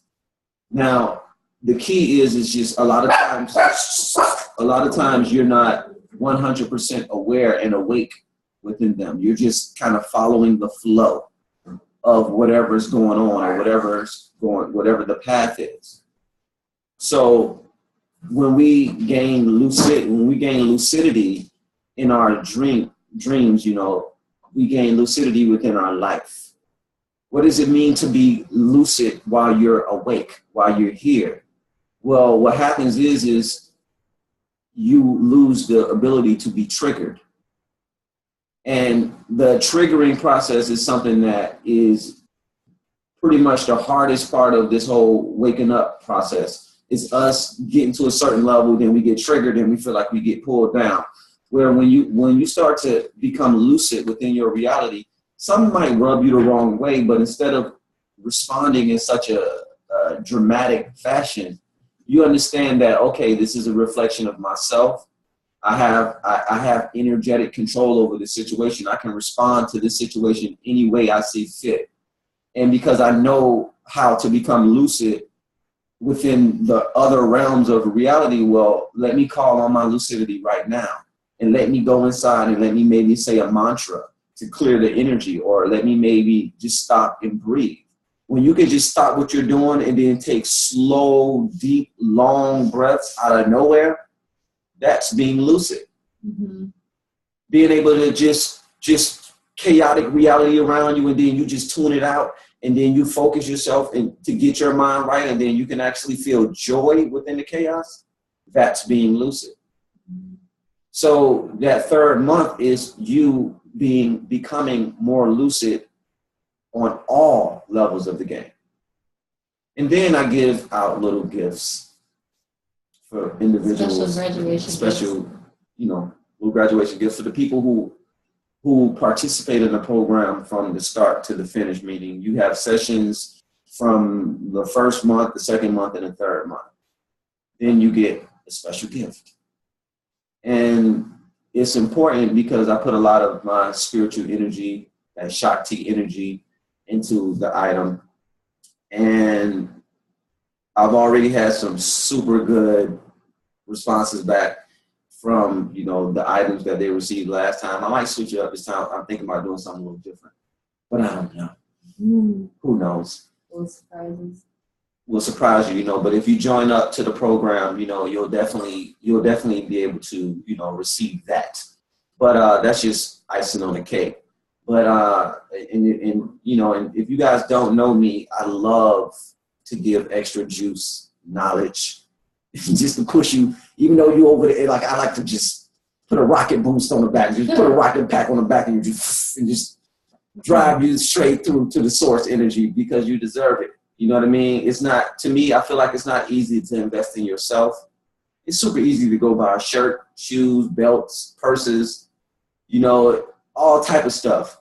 But it's not that easy to just take your money and invest it directly into your actual evolution.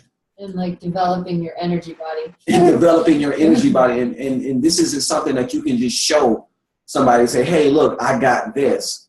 But when you come around them, they're going to be like, well, damn, who are you? They'll be like, what is it you got? I can't put my finger on it. And they will feel it. And we have a special guest in the building right now, my main man, Raul, RMC. Didn't know I was going to call you out. But hey, this brother right here, he's in the program, and he has taught me some things when it comes to the energy game. Which you've been practicing. Which I've been practicing. Yeah. Getting them hands ready, getting them Reiki hands ready, getting the palms and the energy balls. So just wanted to shout out my friend Raul, and he's definitely one of the up and coming masters in the making. But I don't, I gotta slowly tell you that, man. I can't give it to you all the way yet. Slowly. I appreciate it. Rising up to the level, man. But and that's really what we're supporting in the program is your self-mastery. We're just looking to work with people who are really our colleagues in the healing game, and we just have some amazing tools that we've tested and refined. So the people who join this program are really spectacular. They've already done a lot of work. And it's just, I don't know, I just really appreciated having that group where there's no trolling. It's a secret Facebook group, so nobody can find it even in the search bar. You can only access it if you're part of the group. So it's a really safe space, despite the fact that it's online, to do this work and to share with people, share insights, and share what's going on. Do you have more to say? Because there's a couple questions. Okay, no, I'm done. Are you good? I'm done. Okay, so Layla is saying, I'm so new to human design. This is kind of going off what you said about how it's difficult to invest in yourself, so I wanted to do this question next. And knowing I'm a projector, I have a hard time knowing when I'm invited in. For example, I would love to do your program, but I'm not feeling comfortable to talk to my husband about doing it and spending my money on something that he is not 100% on board with. And I'm really trying hard to PER. It's like it got cut off. So I can't see the rest of it, unfortunately, Layla. But I get the gist of it. So you're a projector. You presumably, as a projector, maybe you're not generating a lot of money. How do you convince your partner to support you doing this program? Would you like to start? Oh, well,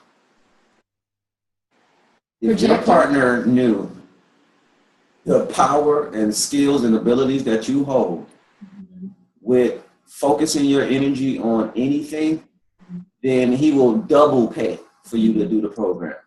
But for the most part, it's about you, and as projectors, it's about the type of questions that we ask. This is when it comes to what I'm talking about, just the invitation part. You can ask a question that will get you invited into the energy. So if you phrase your question properly to your husband, then he'll be happy to help support you. But you're a guide, and your job is to guide your relationship.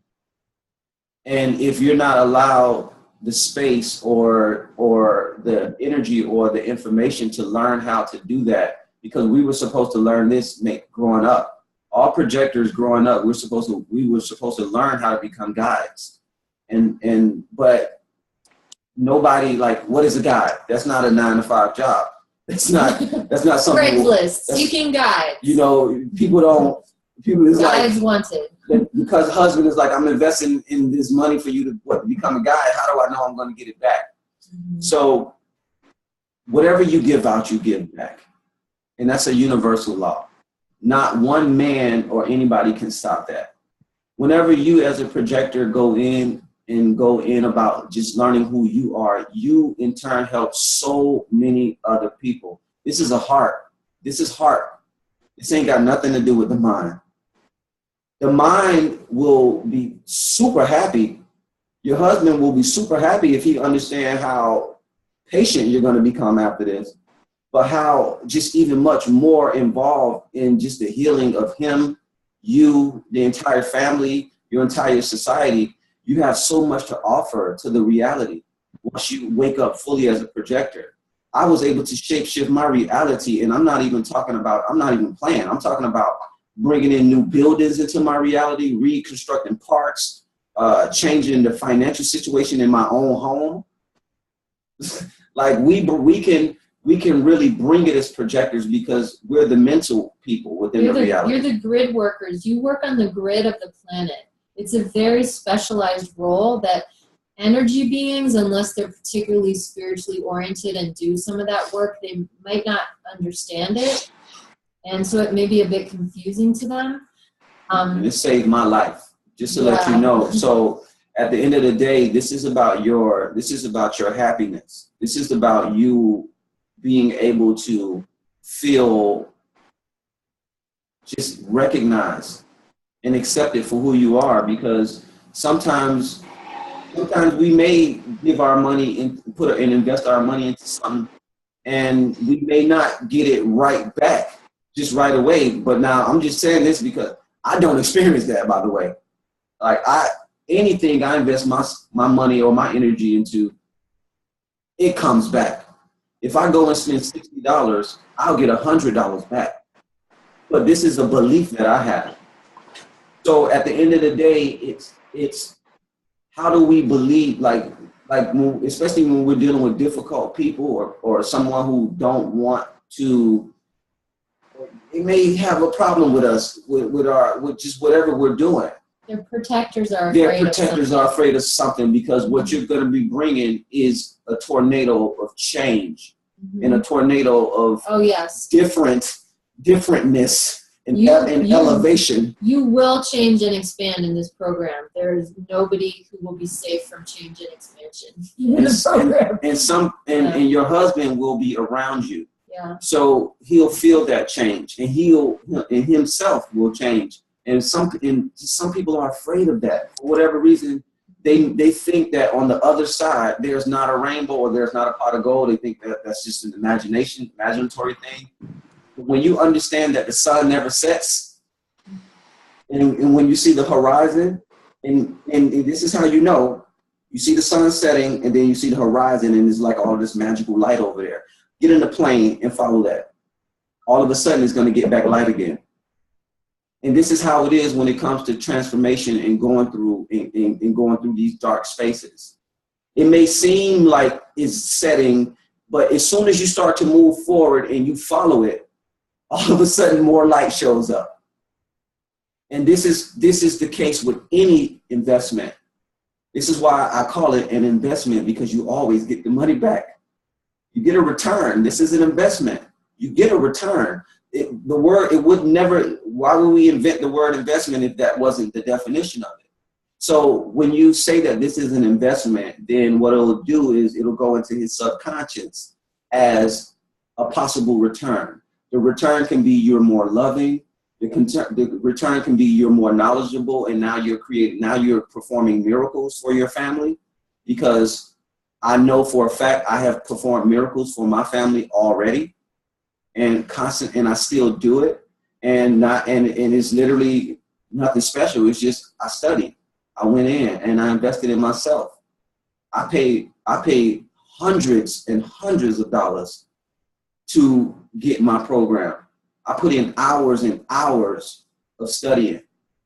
So I actually paid money, and I put in other time into this.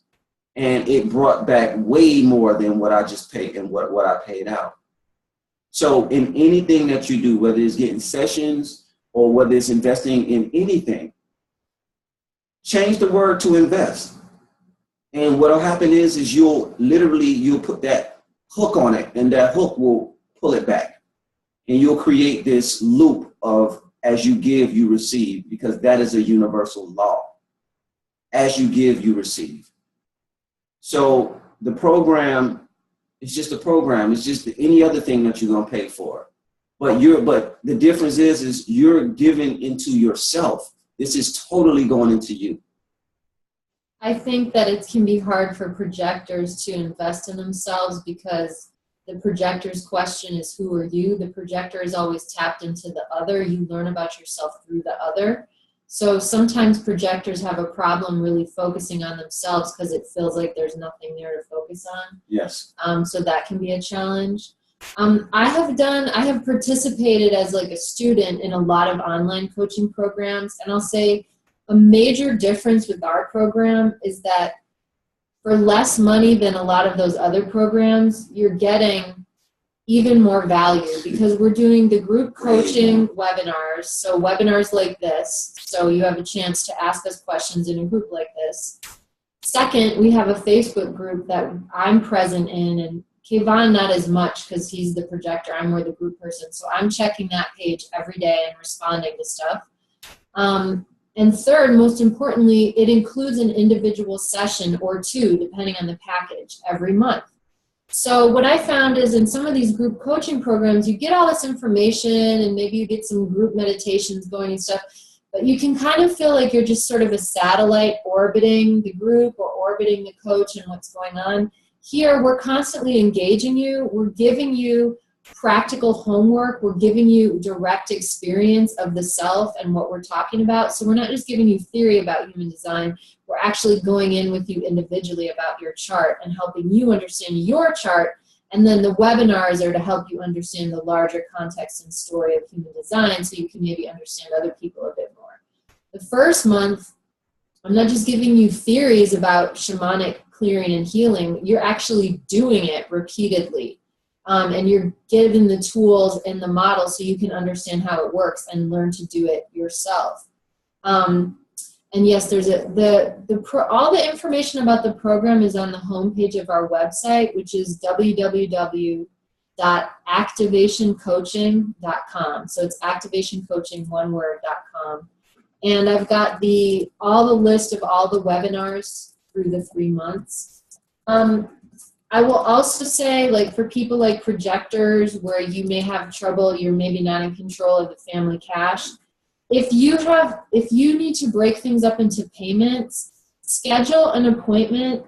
There's a button on the homepage beneath the description of the course, beneath the packages, and it says you can schedule a free 20-minute session if you have questions about the course. So schedule a free 20-minute session, and I'll talk to you about, we could work out payment plans and that sort of thing. This is like a $5,000 course for $500.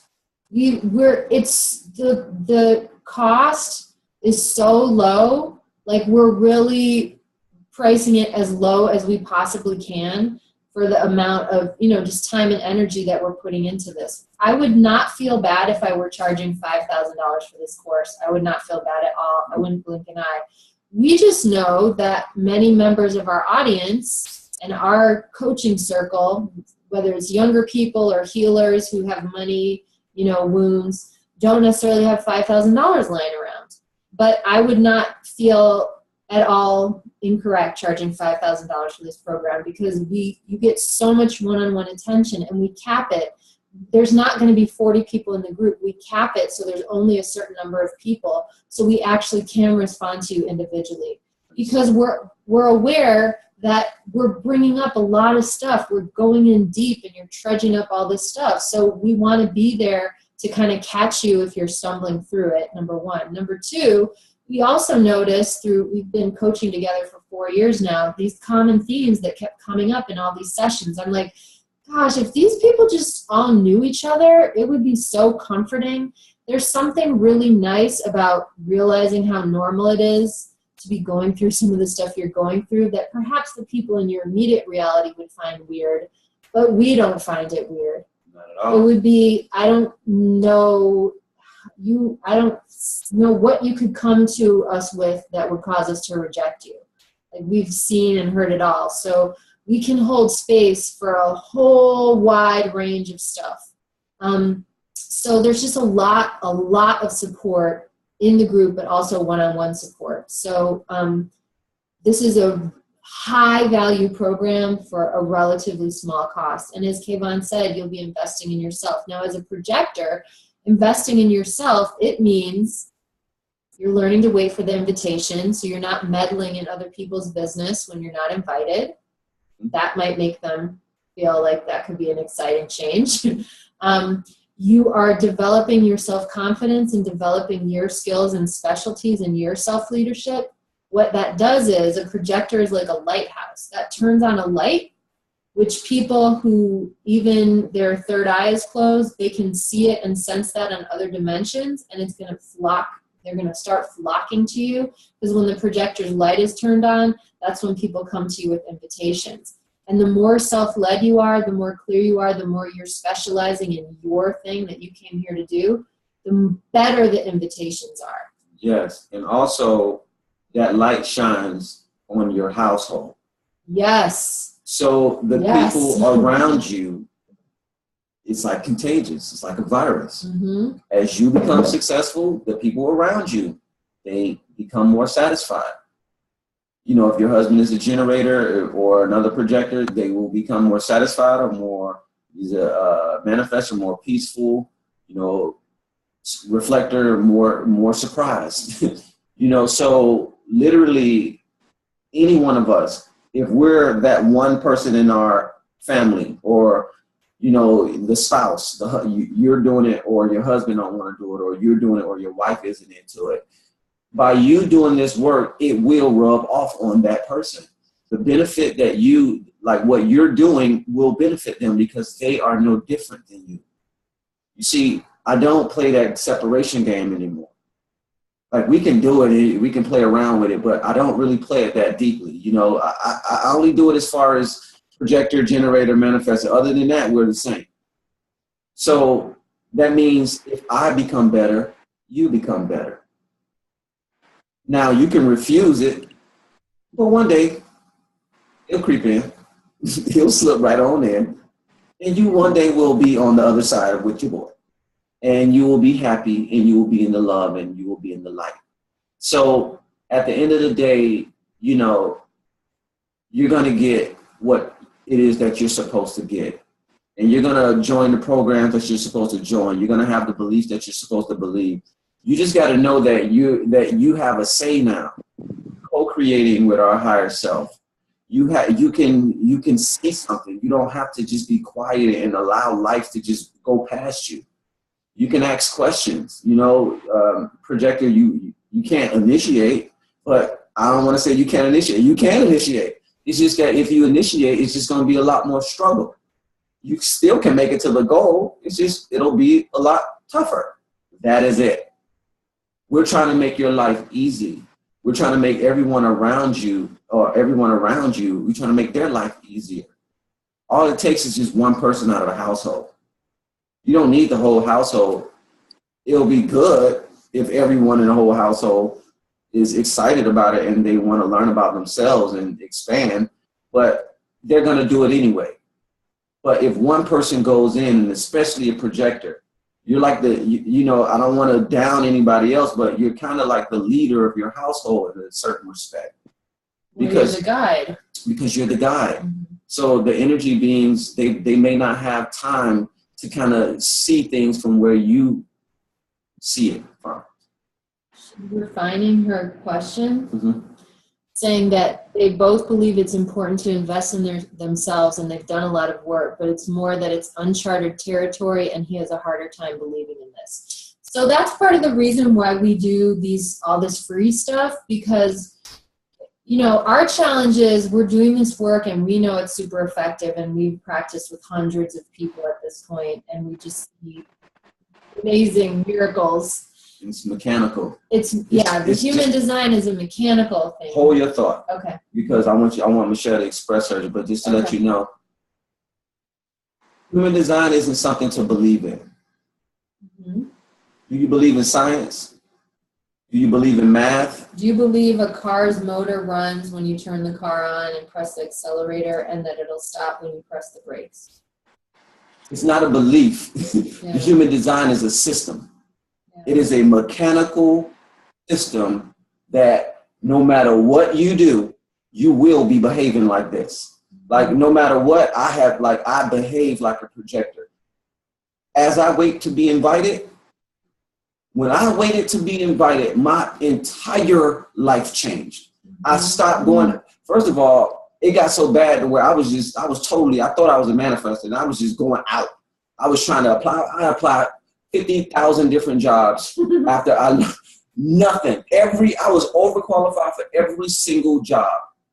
And I'm talking about at least 20 jobs. I'm not even exaggerating. 20 different jobs and not one of them called me back and I was overqualified for every last one of them. But I was not waiting to be invited. This isn't a belief. As soon as I stopped and I waited to be invited, all of a sudden, my aunt called me up, and this is a true story. My aunt called me up and told me about some job that was hiring, working over the phone from home. Totally invited me into this new little job thing that I never heard of. This was years ago. And I got the job immediately. As soon as I waited to be invited, as soon as I stopped all of that other stuff, and I said, you know, I'm just gonna sit here. And when I did, bam, it happened. So this is like, if I can take an x-ray of your body and then put it into words, this is what the human design is. It's literally you on a black and white sheet of paper, you know, even though it's not on a sheet of paper, it's on a computer, but it's literally you. And it's nothing to believe in. This is strategy. This is how can I work my strategy to make my life even greater? Unless your life is already at the max and everything is perfect for you, then I feel like you shouldn't get no human design. Yeah. Unless, like, if you're happy every day, you don't experience bitterness, anger, frustration, or disappointment. And you experience this every day and you love your life and you love everybody around you and you know exactly what's happening and about yourself and you know all about this stuff going on inside of you, then you don't need it. You're there. Then maybe we can talk and you can help us out so that we can deal with more people, you know, so we can spread this knowledge to more people. But just know this isn't anything to believe in. This is a mechanical process. But because I'm a spiritual person, I'm an ascension coach. I bring spirituality to the table. This is me. The human design itself is just, you know, literally your body chart. It's describing who you are. It's just like astrology, you know, unless some people don't believe astrology.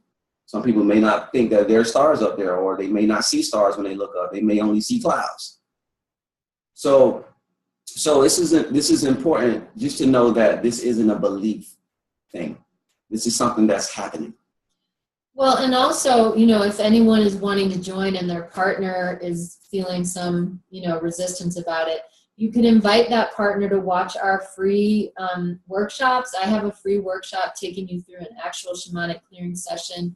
We also have a workshop that we did together describing all the aura types, and you can get a free chart at jovianarchive.com, JOVIAN archive, one word.com. Just click on get your free chart, find out your aura type, look at the free aura types workshop, see if it resonates. As for the shamanic work, so like I can think of just an immediate example. I was working with a client who had a part who was very wounded because her mom was basically like calling her fat as a child and telling her she wasn't cute and all this stuff, and just had a weird thing going on. And then as she became a teenager, she lost weight, and then it's like almost like her mom turned into like a jealous type of response. So we did all this work in a session clearing it. She didn't tell anybody about it. Out of the blue, the next day, her mother contacted her and started telling her how beautiful she was, how proud she is of her. I've never met her mother. She didn't tell her mother about the session. I don't talk about the session with other people. I don't use names. I make sure everything stays anonymous when I give anecdotal evidence. So, the way that you believe in the shamanic work is I give you the experiences so that you can know for yourself if it's true or not for you. And for me, my evidence and my proof is my evidence. It's for me only. I don't feel that it's my job to convince anybody. If this is going to resonate with you, that's between you and your higher self. The reason that we do all this advertising is because we're both working with new systems. The approach that I use in human design have only been on the planet for a few decades, so the average person doesn't even know that these exist. So we're kind of putting up flags like, hey, there's some really powerful technology here. If you're hurting or confused or angry, frustrated, bitter, or disappointed, we can help you. If you're, stuck in polarities and can't make a decision, or if, you're numbed out because there's trauma you can't deal with, we can actually help you change that forever. Yes. Once the trauma is healed, that part of you that experienced it, you got to know you don't ever have to experience it again. It's done. So that whole part of you, all that energy that was stuck holding that trauma, is now released to do something joyful and beautiful and exciting and expansive. But the only way you can know that it's true is if you do it. And that's the thing with shamanism. It's not theoretical. You either do it or you just read about it, So you just read about other people's experiences. Yeah. And that's the thing. That's part of the initiation is it's like you got to get your lower chakras involved. It can't just be up here thinking about it. It's like, okay, are you going to step in the circle or no? And it's not for everybody, and I definitely learned that. I used to think it was my job to tell everybody, but now I just know, I can inform and respond because I'm a manifesting generator. And for people, there's some people who just, this doesn't resonate with them, and that's okay because there's tons of healers out there, and we're not under any illusion that we need to, work with everybody. We don't feel that we need to compete with anybody because there's so much work that needs to be done. If every single one of our students started doing the work that we do, we would still have clients, and so would they. There's billions of people on the planet that need help with this. So we're just doing our part in our little corner of the world. Yes. Thank you, Chi. Yeah. Raul was just asking the question, can, the projectors, it's kind of a cheat. So one of the cheats with projectors, yes, you can, well, can one of the projectors' way of inciting action be by asking questions that are generated from their inner being's needs and wants? So that is kind of a cheat with a projector. You can't initiate, but you can ask questions. And you can ask questions in such a way to where sometimes people can't say no. Yes. Let me tell you, which is so annoying. And look, I don't like to tap into that part of the projectorness because it's like a cheat. And and this is just one of my projectors, you know what I mean? Like, but you can ask questions in such a way to where they can't say no. But at the end of the day, if you ask that question 9 times out of 10, it'll be a question that's going to benefit them. It's going to be something that's going to benefit them. So, you know, that's a part of being a projector. We're always, you know, we're not only about ourselves when we wake up, you know, but you're supposed to be about the other as well, not only just yourself. So naturally, if they know that you're a projector, if they know that you're, you know, a projector or whatever, then they should know that you're going to be asking them some questions, and they'll be ready. So if you guys have projector friends out there, just know they will be asking you questions, and every now and again, some of them questions you ain't going to be able to say no to, because we really, like, I'm talking about, I used to meditate on ways to ask questions. Yeah. Like, trying to come up with the perfect question, because I realized how important asking questions can be. It can really unlock everything for you. So that's like a little secret. And this is important for each and every being, though. Ask questions. You know, just generators have to learn that as well. Manifesting generators, we've got to learn how to ask a question around getting help. We have a hard time with that. But, you know, as for the sneaky projector questions, the rest of us, we got to follow our strategy and authority. So at the end of the day, you know, if he asks a question, you want to respond to that? You know. Yeah. So, but this is what we go into the program. That's why in our program we have 2 we thought we would do 1, but we ended up doing an extra bonus webinar on relationships. Because first we're asking you to integrate this information with yourself. Then we're asking you to integrate it with your partners who might not even be on board because they believe they follow Tony Robbins and that's more comfortable for them. So I just want to say one quick thing and then you can take it away. Here's the other thing, you know, and I've even had to do this with Kayvon, you know, when I signed up for the thing this summer, the Lilith program. Yeah. Sometimes even your partner who is totally into your growth and totally supports your expansion is going to say, why are you spending money on that? But if you know in your heart that you're supposed to do it, then you just do it. I just did an eye roll because this was the second time it happened. I did this other program last year with my coach, Kara Gilligan. She has a website, Waking Beauty. She's excellent, excellent, excellent high priestess, really high quality work. And it triggered a lot of stuff and it brought a lot of stuff up, but it helped immensely. It helped me clear up a lot of past life issues that I had that I did not fully understand, that were very confusing and that were impacting our relationship. So when she had a second course, I thought, oh, when I tell Kayvon, it's going to be a resounding yes. No, it was a lot of tension because he was like, we're going to be doing this online school and you're going to be getting triggered. Do you really want to do this at the same time? And I was like, yeah, I do. And he gave me a million reasons why you shouldn't do this. I don't think you should do this. It's irresponsible. It's not fair to our students. You should be focusing on them. I was like, I need to do my work and I need to continue doing my work and getting support. So I did it. It was great. And I was hardly triggered compared to the first time. She's also a manifestor generator who's a manifestor pretending to be a generator. So there's no such thing as no anyway. So it don't even matter. Glad you understand that, darling. You was going to do it anyway.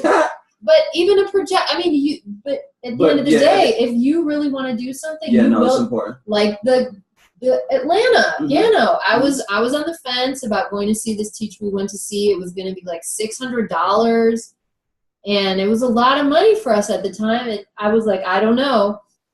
I was like, let's talk about it. Let's think about it. I left the room. I walked back in, and Kayvon's like, well, I got the tickets. I'm like, what? Yeah. I got really triggered. I was like, well, we need the money for this. You know, we thought about it already. It was I said it weeks ago. So it ended up being good because he followed his authority. I followed my authority. So I know you wanted to address this thing. So look, we're fully aware that we're bringing stuff that's very odd and very new. That's, like I said, why we do this stuff. Neither of us are pure manifestors, and we don't really, the advertising stuff, it doesn't feel good to us. There are certain people who are designed to advertise themselves successfully. Neither of us really have that design. So we try to offer services, free meditations, free webinars. And then what happens is some people, and it might be you, You just know you're supposed to work with us. Something about the quality of our voice, something we say, the way we explain something, we put certain things together in a way that you haven't heard before, and you just know you're supposed to work with us. So maybe you're going to work with us now in the school. Maybe you have to go through your emotional wave, and in 6 months you'll be in the next semester, or you'll get a private session. Who knows? But if you know you're supposed to work with us, you're supposed to work with us. And we have a very particular clientele. It's very particular, and they're people who are really ready, people who are on the leading edge of consciousness, like they call it in the Abraham Hicks. But the difference between the Tony Robbins and the Abraham Hicks, as I'm sure you'll get into, a lot of those coaches, they want to exile the uncomfortable parts of you in a way that we don't. We have the space and capacity to embrace everything. I have worked with people who've killed people. I have worked with people who have raped people. And I was still able to work with them and hold space for them. This is the level at which, when I talk about transcending the duality and being self-led, that's really what we're talking about. So we don't have an agenda to help you adjust to society. That's not what we're here for. We're trying to help everybody elevate into the new earth and higher expanded dimensional existence. So that's different from some of the more traditional coaches. And that's why we do this work, because we know that people don't know what human design and IFS are.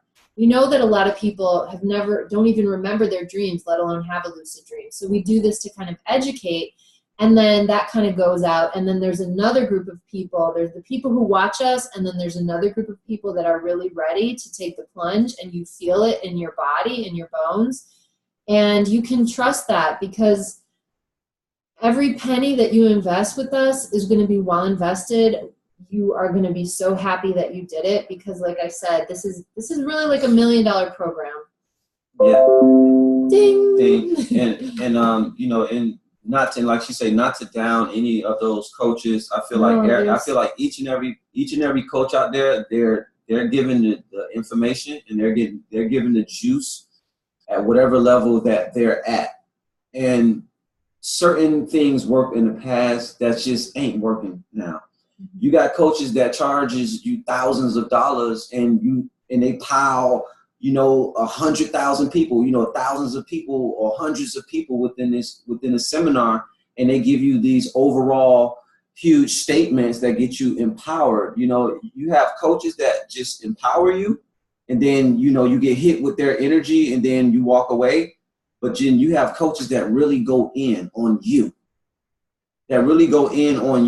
And that's not, and that really is here to recognize what it is that you bring to the table, and that's willing to bring you to their level.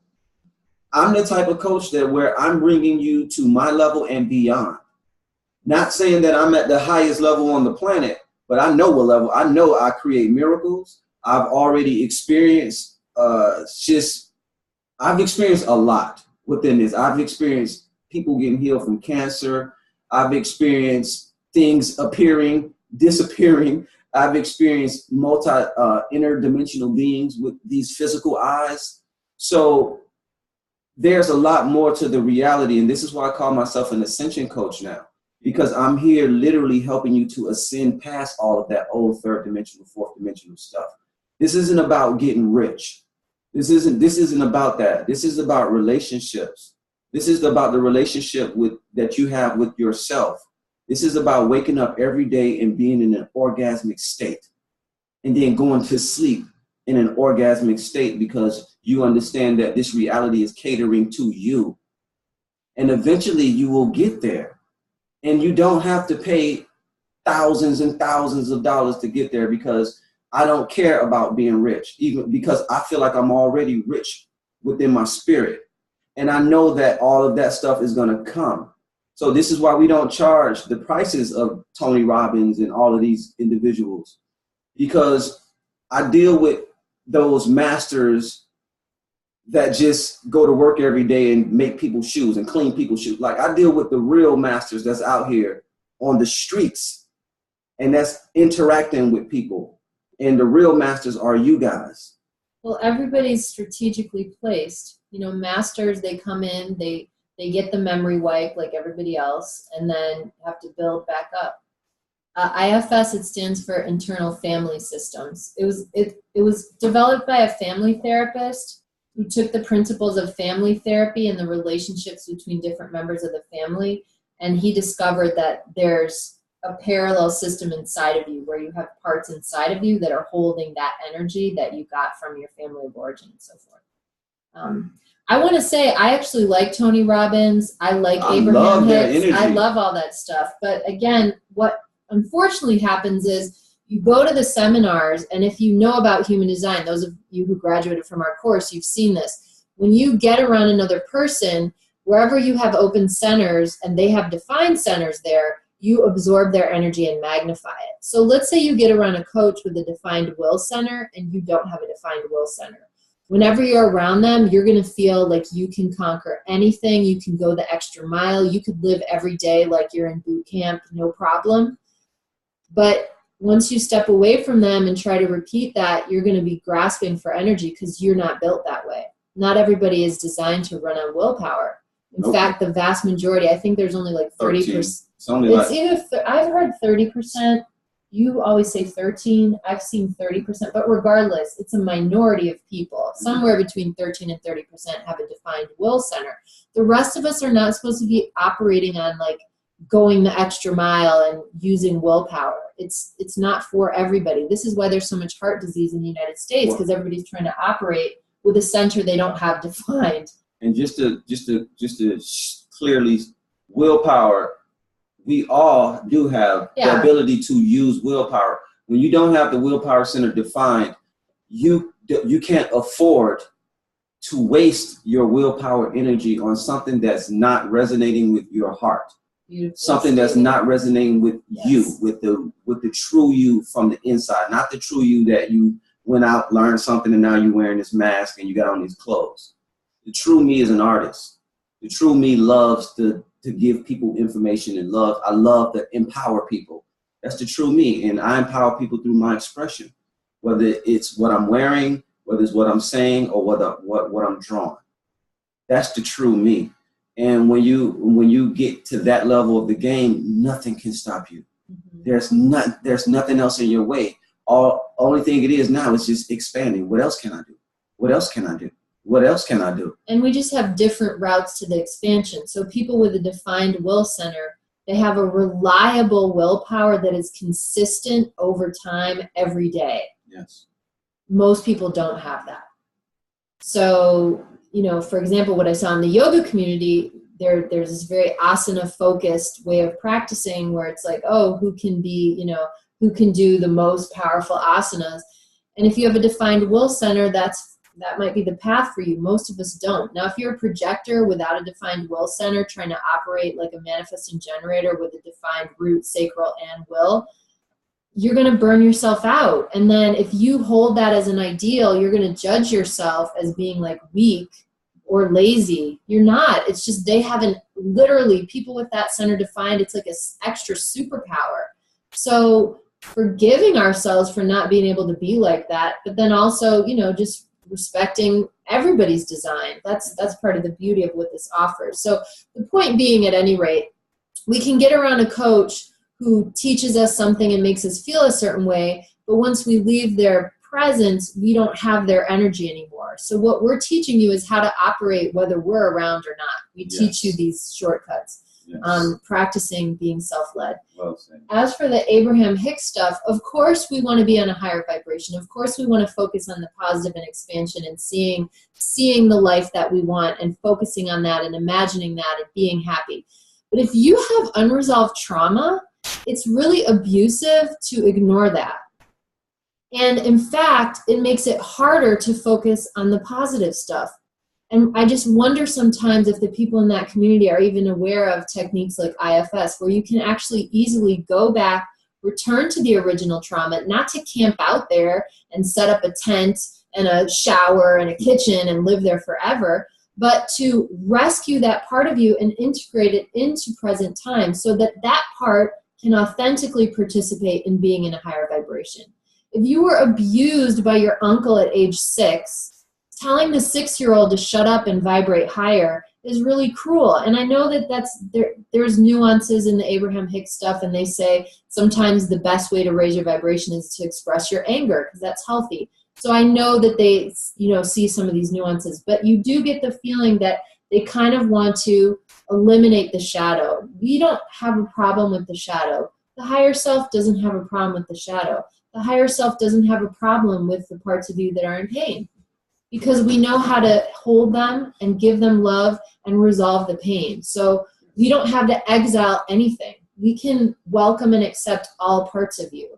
And I would say that that's the difference with these methods. From my experience, some other methods, they want to suppress certain things, and we don't require you to suppress anything. Yeah.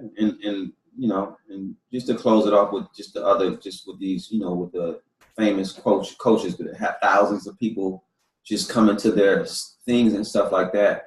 I feel like she's like, that's just that right. Like, that's the setup. Like, that's the setup to get your energy right, to get your mind right, to get you knowing that there is something more, and to give you examples of people who've done that, following their heart, following their passion, and their technique worked for them. But a lot of those people, I have a lot of clients, I've had especially clients who dealt with some of those people before, and then they still come to me. And the reason why is because of that personalized attention. That me feeling as if I'm you.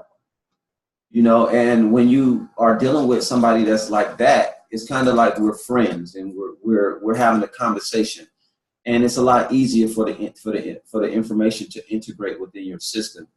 So I feel like those coaches are helping the masses of the majority of people wake up, which is what we need. And those masses of people, when they're ready, they'll find their human design coaches or their specialized coaches, or whatever you guys are doing, because I feel like there's going to be other modalities popping up. So they'll find those specialized, coaches or systems, and then they'll go ahead and participate in those to take their enlightenment to the next level. So, with that being said, I have to get me some water. You need some water. But we've been kind of going for a while anyway, though. Yeah. Regina's talking about what happens if you have no open centers. So Regina has all her centers defined. So this is another kind of rare design. I'm just going to talk about it briefly because I do feel like it's time to close. So that's our magical instrument. There's a lot of discussion about open centers and how to deal with the impact of other people's energy when you have an open center. But what happens when you have lots of defined centers, or in the rare case, all your centers defined? So we've only had maybe 3 clients with that, and the only person I know who's a famous figure like that is Dr. Phil. So you'll see with all those defined centers, he's very set in his ways. He has a very set way of doing things. His energy is consistent and reliable. So that's the difference. When you have a defined center, energy is consistent and reliable in that center. When you have an open or an undefined center, the energy is not consistent or reliable. So the issue when you have all those centers defined, so that would make you either a generator or a manifesting generator. You've got to make sure you get outside, which Regina, I know you do. You're already good at that. Spend time outdoors because your aura has to breathe. When you have lots of energy, you've got to use that energy up in ways that are beneficial to you. You've really got to follow your strategy and authority. And just be aware that even if you're not a manifestor, you impact others when all your centers are defined. It also affects when you're going into relationships, because the only connection chart type you can have is one that's called 9 and 0, nowhere to go. Because anyone who gets in a relationship with you, your chart together inevitably will have all the centers defined. Some people, I've heard about a coaching couple that they're both reflectors, and even when they come together, they don't define any centers.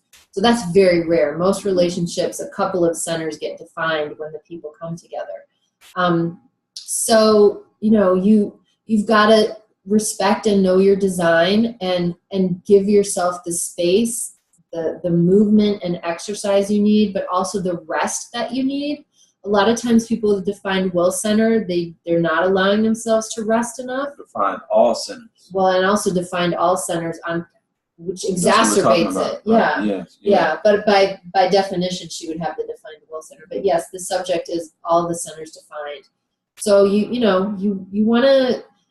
There's actually, this is something that we do in the school. We have a webinar on the 9 centers, and we go center by center, and we give you the mantras and the meditations for each version, whether it's open or undefined versus defined, because there's different meditations for each of those centers.